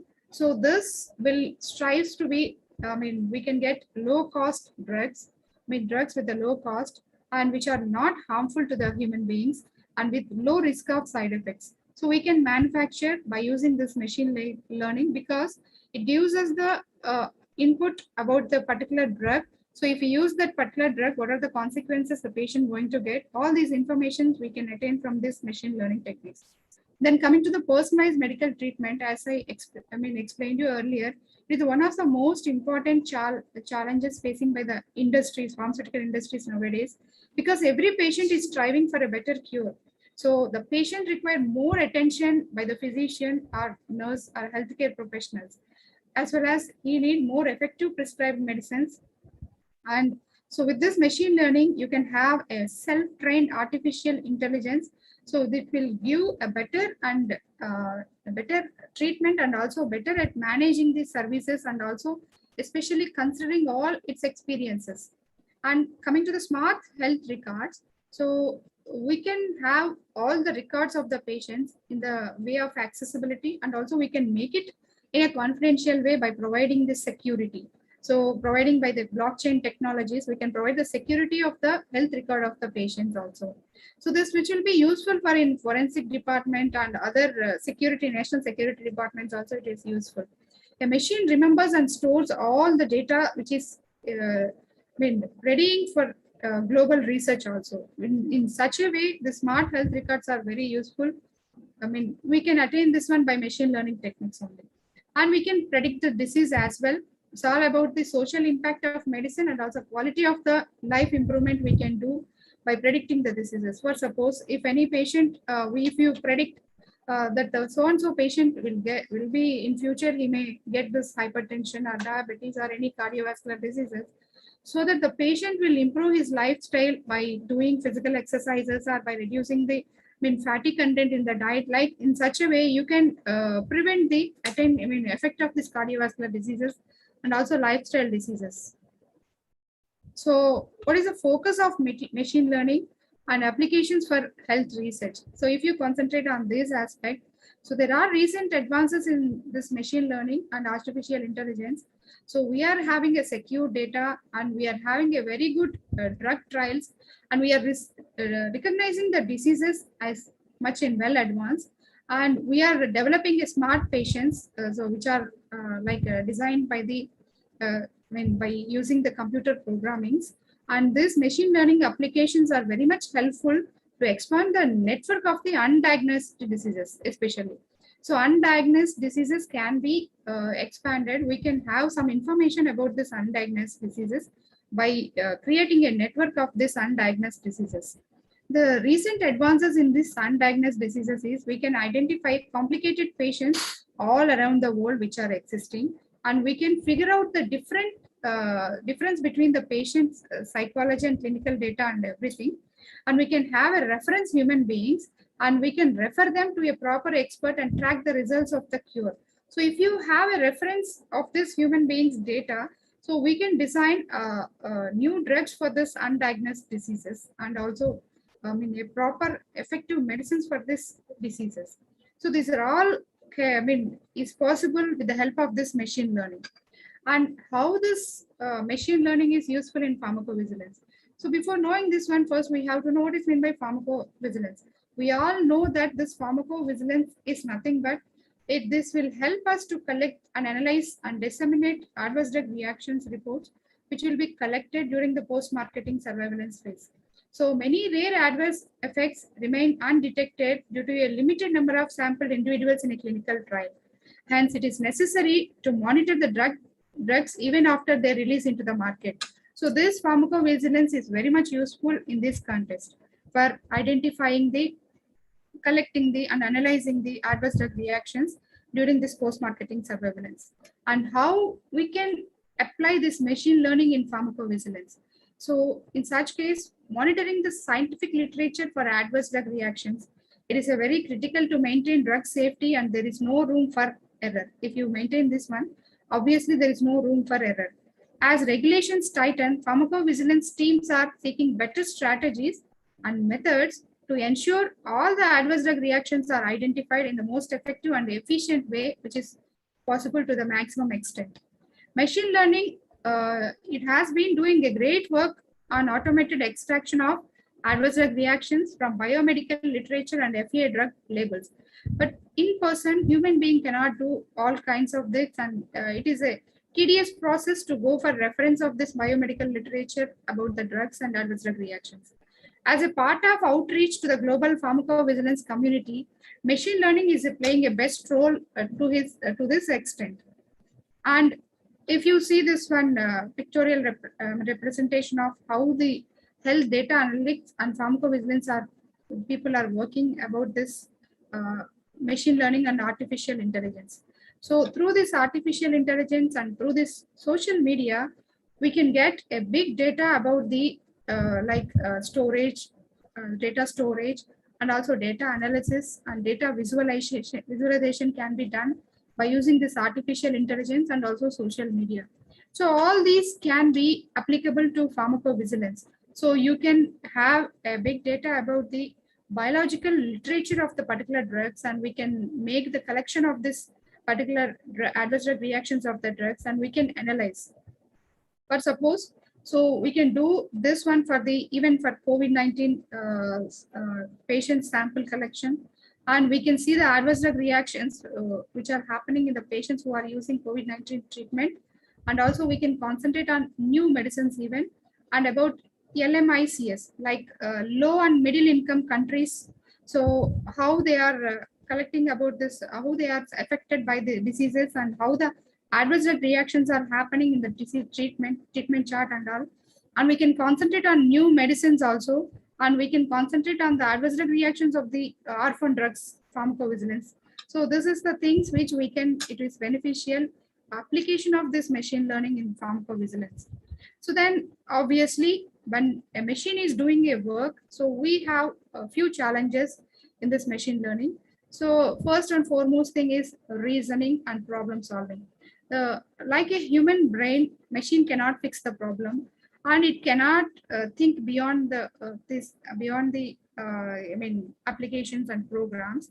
So there won't be any proper innate reasoning by the computer.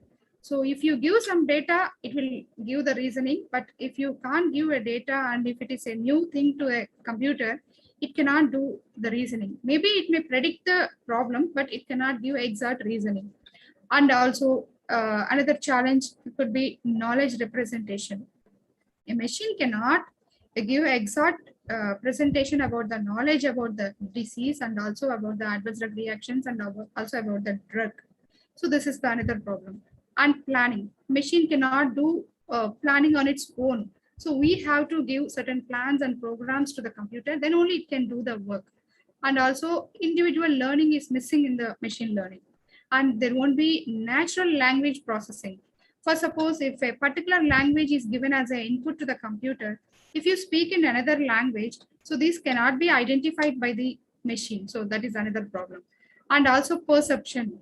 So there is a doubt in perception of the machine about the disease or as well as the diagnostic part. And then motion manipulation is also another problem in machine learning. And machine doesn't have any social intelligence, as we all of you know.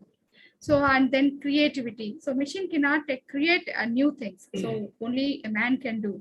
So human brain can create so many things, but machine cannot do. So whatever the things we have created, we can give some inputs to the computer, to the machine, so that it will perform to its maximum level. And also general intelligence is also missing in the machine learning. So what are the various approaches usually we do in machine learning is nothing but cybernetics. So cybernetics is nothing but it is a science of communication and automatic control systems in both machines and as well as the living things. So this cybernetics can be applied in this machine learning, and symbolic applications also can be used. And we have to give a statistical data for this computer to apply this one. And there is a integrating approaches is present in this machines for doing a better job. And coming to the overall and general applications of this machine learning, which we are seeing in our day-to-day life by in a worldwide is nothing but. So this machine learning is applicable in healthcare and medicines. And also it is useful in automobile industry also. And it is very much useful in finance and economic growth of the world. And nowadays it is applicable in video games also. And heavy industries are also now into this machine learning. And as you all of you know, robotics. So this is the first thing, machine learning can be useful in robotics. Now, our important thing which we have to concentrate it is about healthcare. How this machine learning is useful in healthcare profession. So we can manage medical records and other data of the patients by using this machine learning. And we can do repetitive jobs. For suppose, so 2 days back, a patient visited a hospital, and after 2 days, if you want to see his behavior and his health records, or if his mood conditions and everything, so we can do it repetitively with less time and low cost, and also with less manpower. And treatment design will be individual. So a particular patient will have a individual treatment chart, and digital consultation will be there so that you can reduce time wastage of time of the patients, and virtual nurses so will be there so that it is you can reduce the manpower, and medication management is very easy, and all this lead to a new drug discovery, and precision medicine is also uh, easily accessible with this machine learning, and healthcare monitoring is very easy, and healthcare system analysis is also going to be very easy by using these techniques. First, suppose if you want to make a graphical representation of this one, recently this is the source from Accenture analysis. So cyber security, advanced imaging diagnosis and preliminary diagnosis by using data analytics and machine learning. So it is really benefiting nearly $150 billion so to the economy of the globe. So estimated potential annual benefit for this each and every application is nearly 150 billion US dollars by 2026. The CT participant identifier and connected machines, dosage error detection, fraud detection, administrative workflow assistance, virtual nursing, and robot assistant surgery. So main thing is this robot assisted surgery is playing a vital role, and it is in a success rate of 40% nearly. So it gives exact precision and exact surgery, so where human errors can be minimized. The current scenario about this machine learning is many big pharmaceutical companies, they started investigating on this machine learning, and they are planning to order to develop better diagnostics or biomarkers to identify the drug targets and to design new drugs and products for the healthcare industry. And Merck partnership with Numerate already in March 2012. So they focused on generating novel small molecule drug leads for unnamed cardiovascular disease target. So here is we have a data what we have already about this machine learning applications. In 2016, Pfizer and IBM announced a partnership to accelerate drug discovery in immuno-oncology. So this IBM is a software, whereas Pfizer is a healthcare industry. So both have joined, and they have come to a conclusion to develop a drug in immuno-oncology. And in 2015, there is a report by Pharmaceutical Research and Manufacturers of America. They have more than 800 drugs and vaccines in a trial to treat cancer by applying this machine learning. And Google's DeepMind Health, so they announced multiple partnerships, including some eye hospitals, in which they are developing technologies to address macular degeneration in aging eyes. So because these people are mainly working with the computer, and all the people who are working with computers have eye problems. So in aging eyes, so if there is any degeneration of this macular tissues and structure, so they they announced a partnership with the various pharmaceutical industries to have an idea and research about this information about this aging eyes.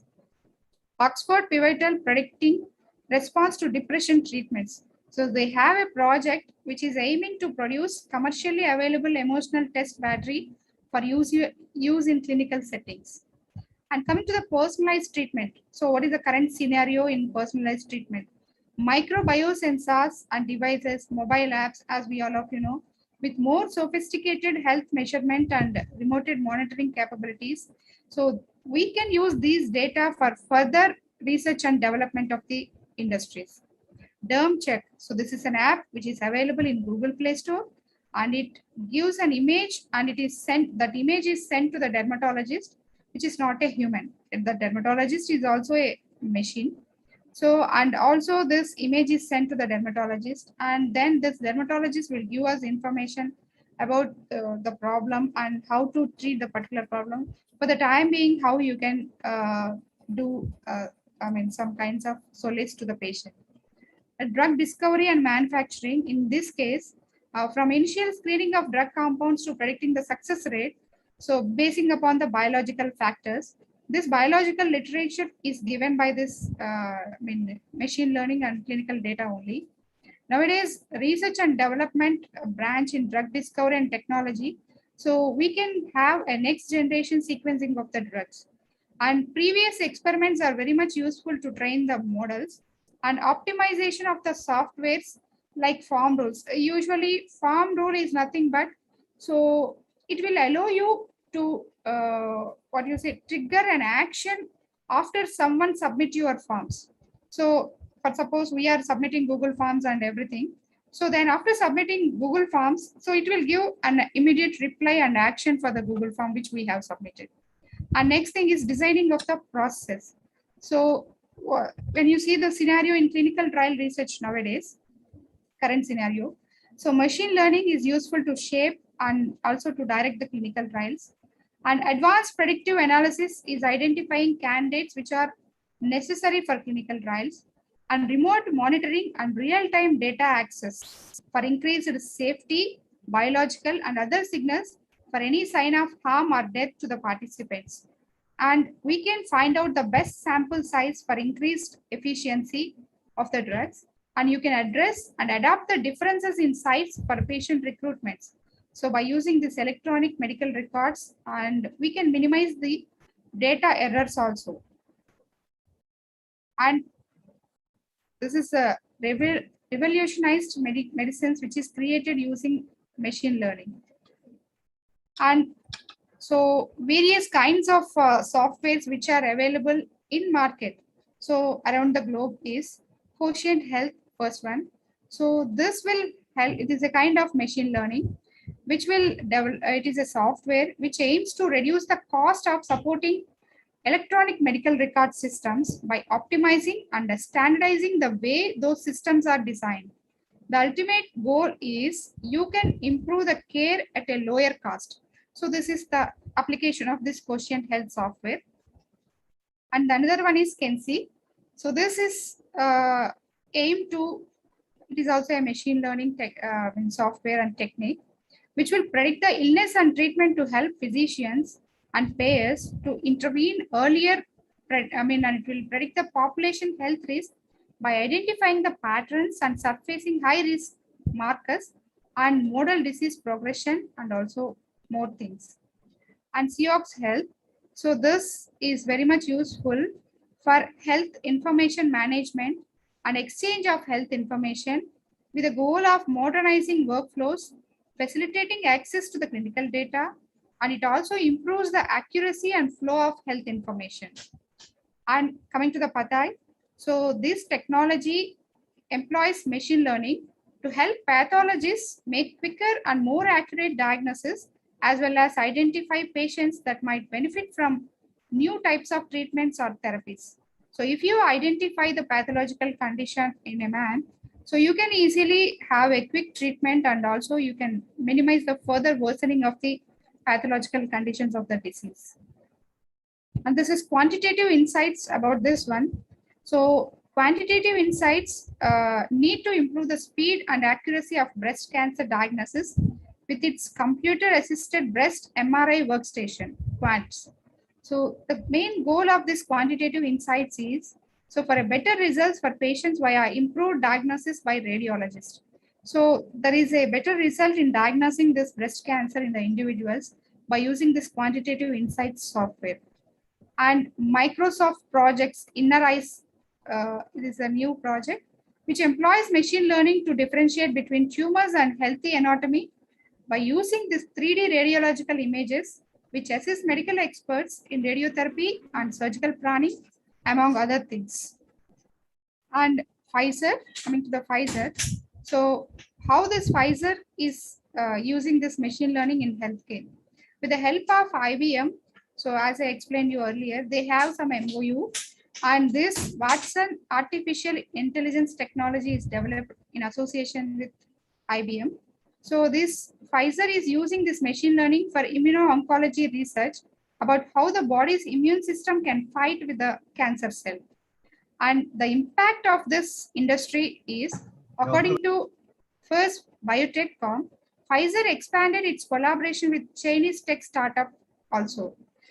This is to develop an artificial intelligence powered platform to model small molecule drugs as a part of its drug discovery and development efforts. This project definitely will combine quantum mechanics and machine learning to help predict the pharmaceutical properties of a broad range of molecular compounds, so that we can discover and manufacture a broad range of molecular compounds with this combination of project. In Citro, this is another machine learning app. So, on data science combined with advanced laboratory technology, which are helping recent startup In Citro develop drugs with the goal of more quickly curing patients at a lower cost. The impact of this In Citro is, it is a list of top tier investors includes ARC Venture Partners, Foresight Capital, Third Rock Ventures. So these are all the capitals investors which are including with this In Citro. So machine learning for future. So this is the thing which till now we have seen what are available machine learning applications as of now in pharmaceutical healthcare industry. So if what is the, machine learning applications in future. So we can see epidemic outbreak prediction. Like we can predict malarial outbreak, we can predict typhoid outbreak, or another, and other undiagnosed diseases or other new diseases can be predicted by using this machine learning. So we can predict malaria outbreak from data like temperature. So what is the average monthly rainfall in the epidemic region? And what are the total number of positive cases which we are seeing with this help? So ProMed Mails it is an internet-based reporting program for monitoring emerging diseases and providing outbreak reports about the epidemic diseases especially. And so we can have outbreaks in radiology and radiotherapy also. Google's DeepMind Health, it is working with the University College London Hospital. So the main aim and the goal of this combination is to develop machine learning algorithms capable of detecting the difference in the healthy tissue as well as the cancer tissue. So it can easily give you a difference between the healthy tissue and cancerous tissue with this Google's DeepMind healthcare software. So, and coming to the smart electronic health records. So in future, so we can have an artificial intelligence to help diagnosis, clinical decision, and personalized treatment suggestions by this smart electronic health records. The record itself gives you, so this, we may predict so-and-so disease may be experienced by you in near future. So, and it gives us suggestions, and it gives us personalized treatment, and it will diagnose if they will have any problem. So these are all possible with the smart electronic health records. And there is one more thing, handwriting recognition. So you can transform this app to cursive or other sketch handwriting into a digitalized characters. So if you write cursive or if you write a other sketched handwriting, so that will be taken by the machine, and it gives you a digital characteristics, which is very much useful and easily understandable. Then so we have so far discussed about how this we are predicting the epidemic outbreak and how we are predicting the outbreaks in the disease identification, how the drugs can be developed, and in which way you can have a success rate. And there is also one more area we need to concentrate is that is regulating agencies. So how these regulating agencies are useful in digital healthcare products. So incomplete insight from US FDA for products utilizing in artificial intelligence. So far we need to have a more information about this artificial intelligence from US FDA products. And medical devices provision of Federal Food and Drugs and Cosmetic Act 1970. So they have a few information about this one. And FDA has created digital health program tasked with developing the implementation and new regulation model for digital health technology. Over the last 5 years, there are different guidelines introduced for this mobile apps, and medical application guidelines are also introduced by these regulating authorities.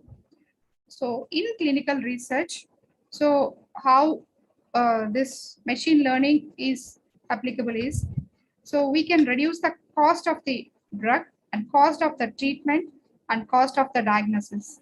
And we can improve the trial quality also. And we can improve the trial time by almost half. And we can find the biomarkers and gene signatures, which are mainly reason for the development of disease in the individuals. And recruiting trial patients can be done within seconds and minutes. And reading volumes of tests and data in seconds, this is also possible. If a human being need to do all these things, it takes much time. Even if you give, blood sample for the testing, if a human being is doing in the laboratory, minimum it takes half an hour to 1 hour. But if the machine does this one, you'll get the data within seconds. So onwards of discovering involving new diagnostic tools and treatments for Alzheimer's disease, cancer, and other chronic and terminal illness can be treated with the help of this one in clinical research. So to conclude this one, machine learning is nothing but it is reshaping human relations, which is promoting the global economy and triggering the societal and political reforms worldwide. And those machine learning methods will perform differently if non-medical or non-healthcare data sets are processed or tested. However, the learning machine methodologies is more important in general big data science and cloud computing applications in healthcare and pharmacovigilance data management. Especially, this is very much useful in management of data in healthcare as well as pharmacovigilance. All these technologies should be included in the academic curriculum also.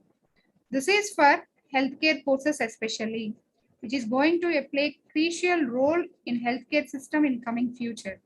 So we have to incorporate this kind of technology even in healthcare academics also. And students should be encouraged about the advances in various technologies even at graduation level.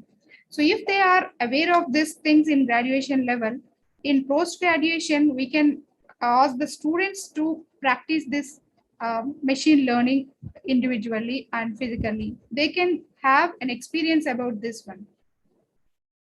So these are the references for the presentation for your information. And so as a pharmacist, let us prepare for the future by using this machine learning techniques. So let us see in future, all the pharmacists also can be trained by this machine learning apps and all. So thank you one and all for your patient listening. Now it is open for any kinds of doubts. Or if you have any queries. Yeah, thank you, ma'am. Thank you so much for sharing such a wonderful and useful information, ma'am. So regarding real world benefits of this machine learning and how they are used in the process of diagnosis and in the clinical research, and also how what are the challenges and how to overcome the challenges, all those things. And you have also mentioned about the future aspects of this machine learning. Thank you so much, ma'am. And the session is open for questions. If you have any questions, dear delegates, if you have any questions, you can unmute your mic and ask the question, or you can drop your question in the chat box also. Yeah, a few people asked me in chat box like to share this presentation to their mail. So I will share to the college. Yes, so, yes, ma'am. so You that, can share to us, yeah. ma'am. We will Yeah. share to the So delegates. sure, it's my pleasure. Thank Definitely, you. I will share to the college so that. So once again, I really I'm very thankful to the management, staff members of the Seven Hills College of Pharmacy for giving me the opportunity. It's I a pleasure. hope Thank you. I have done the best, so whatever the information I have gathered. So like I'm not a machine, so I can't remember all the things. So I'm just a human being. So whatever the information I gathered, whatever the knowledge I have about this machine learning, this is the way I have presented. So this is the idea I have about this machine learning. That's all. So if I missed out anything, you need to regret me in this aspect. It was a very useful session, ma'am. Thank you so much for this. And let's you, wait Dr. couple of yes, ma'am. Let's wait couple of minutes, ma'am. If any queries are there, means Yeah, sure. Yes, ma'am. Good afternoon, ma'am. I am Sunil Kumar. Yes. Yes, ma'am. So actually, it's in a wonderful session, ma'am. Actually, a new thought, like now in machine learning, we can establish in healthcare settings also. But my doubt was like, is there any available like a courses available to do the machine learning in India, especially for pharmacy students? Yeah, that's what you can see in my conclusion slide. Conclusion slide I have kept like actually it is a need of the hour. We have to introduce particular machine learning courses to the students in undergraduate level itself, so that it will be useful when they I mean, of course, whatever the curriculum we are having, it is the best one. Usually outside countries also they really appreciate our curriculum, but the thing is when it is going to be in a practical way, so when it is going to be in an application mode, so this machine learning idea and technology knowledge about the machine learning is missing in the students. So if you introduce this part in our curriculum also, so that student will have an idea. As of now, there are online courses available for this one that we have to search. I mean, it is available in India, but we have to search. And to be frank, I don't know exactly so and so. I mean, course is the best, and so and so course is not good like that. To be frank, I don't have any idea, but I know that there are few courses available, online courses available regarding this machine learning. Okay, ma'am. Thank you, ma'am. Thank you so much for the clarification.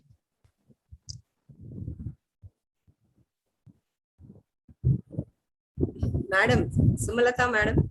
Yes, madam. Thank you very much for your session. So please accept our certificate and grant of attitude, madam. Please. Yeah, thank you. Risha, please present the certificate and shield. Ma'am. Yes, ma'am. Anyway, thank you very much for giving me the opportunity, and convey my regards to Niranjan sir and Sumrata ma'am. And at the outset, I would like to thank Jyoti ma'am for giving me the opportunity. She is the one, reason why I am here today. Can I call Madam Suma? Yes. Yes, madam. Thank you, Suma. Thank you so much for this presenting today's conference. Yeah, thank you. And I really congratulate all the organizers of this program for your efforts in making this a grand success. I congratulate all the both teaching, non-teaching, as well as students, and also management for providing such kind of wonderful workshops and lectures in near future. Thank you, everyone. Yeah, can I leave? Yes, yes. Ma'am, thank you so much, ma'am. The memento and certificate will be posted to your address, ma'am. Yeah, thank you. Thank you. My pleasure. Thank you. Thank you so much. Thank you, ma'am. Okay, by this, we have completed the morning session.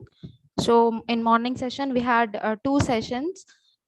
So I request everyone to join in the afternoon session at 2:30 p.m. So, so already we have shared you the link for afternoon session also. So I request everyone to join in the afternoon session. And for now, we'll wind up this session. Thank you, everyone.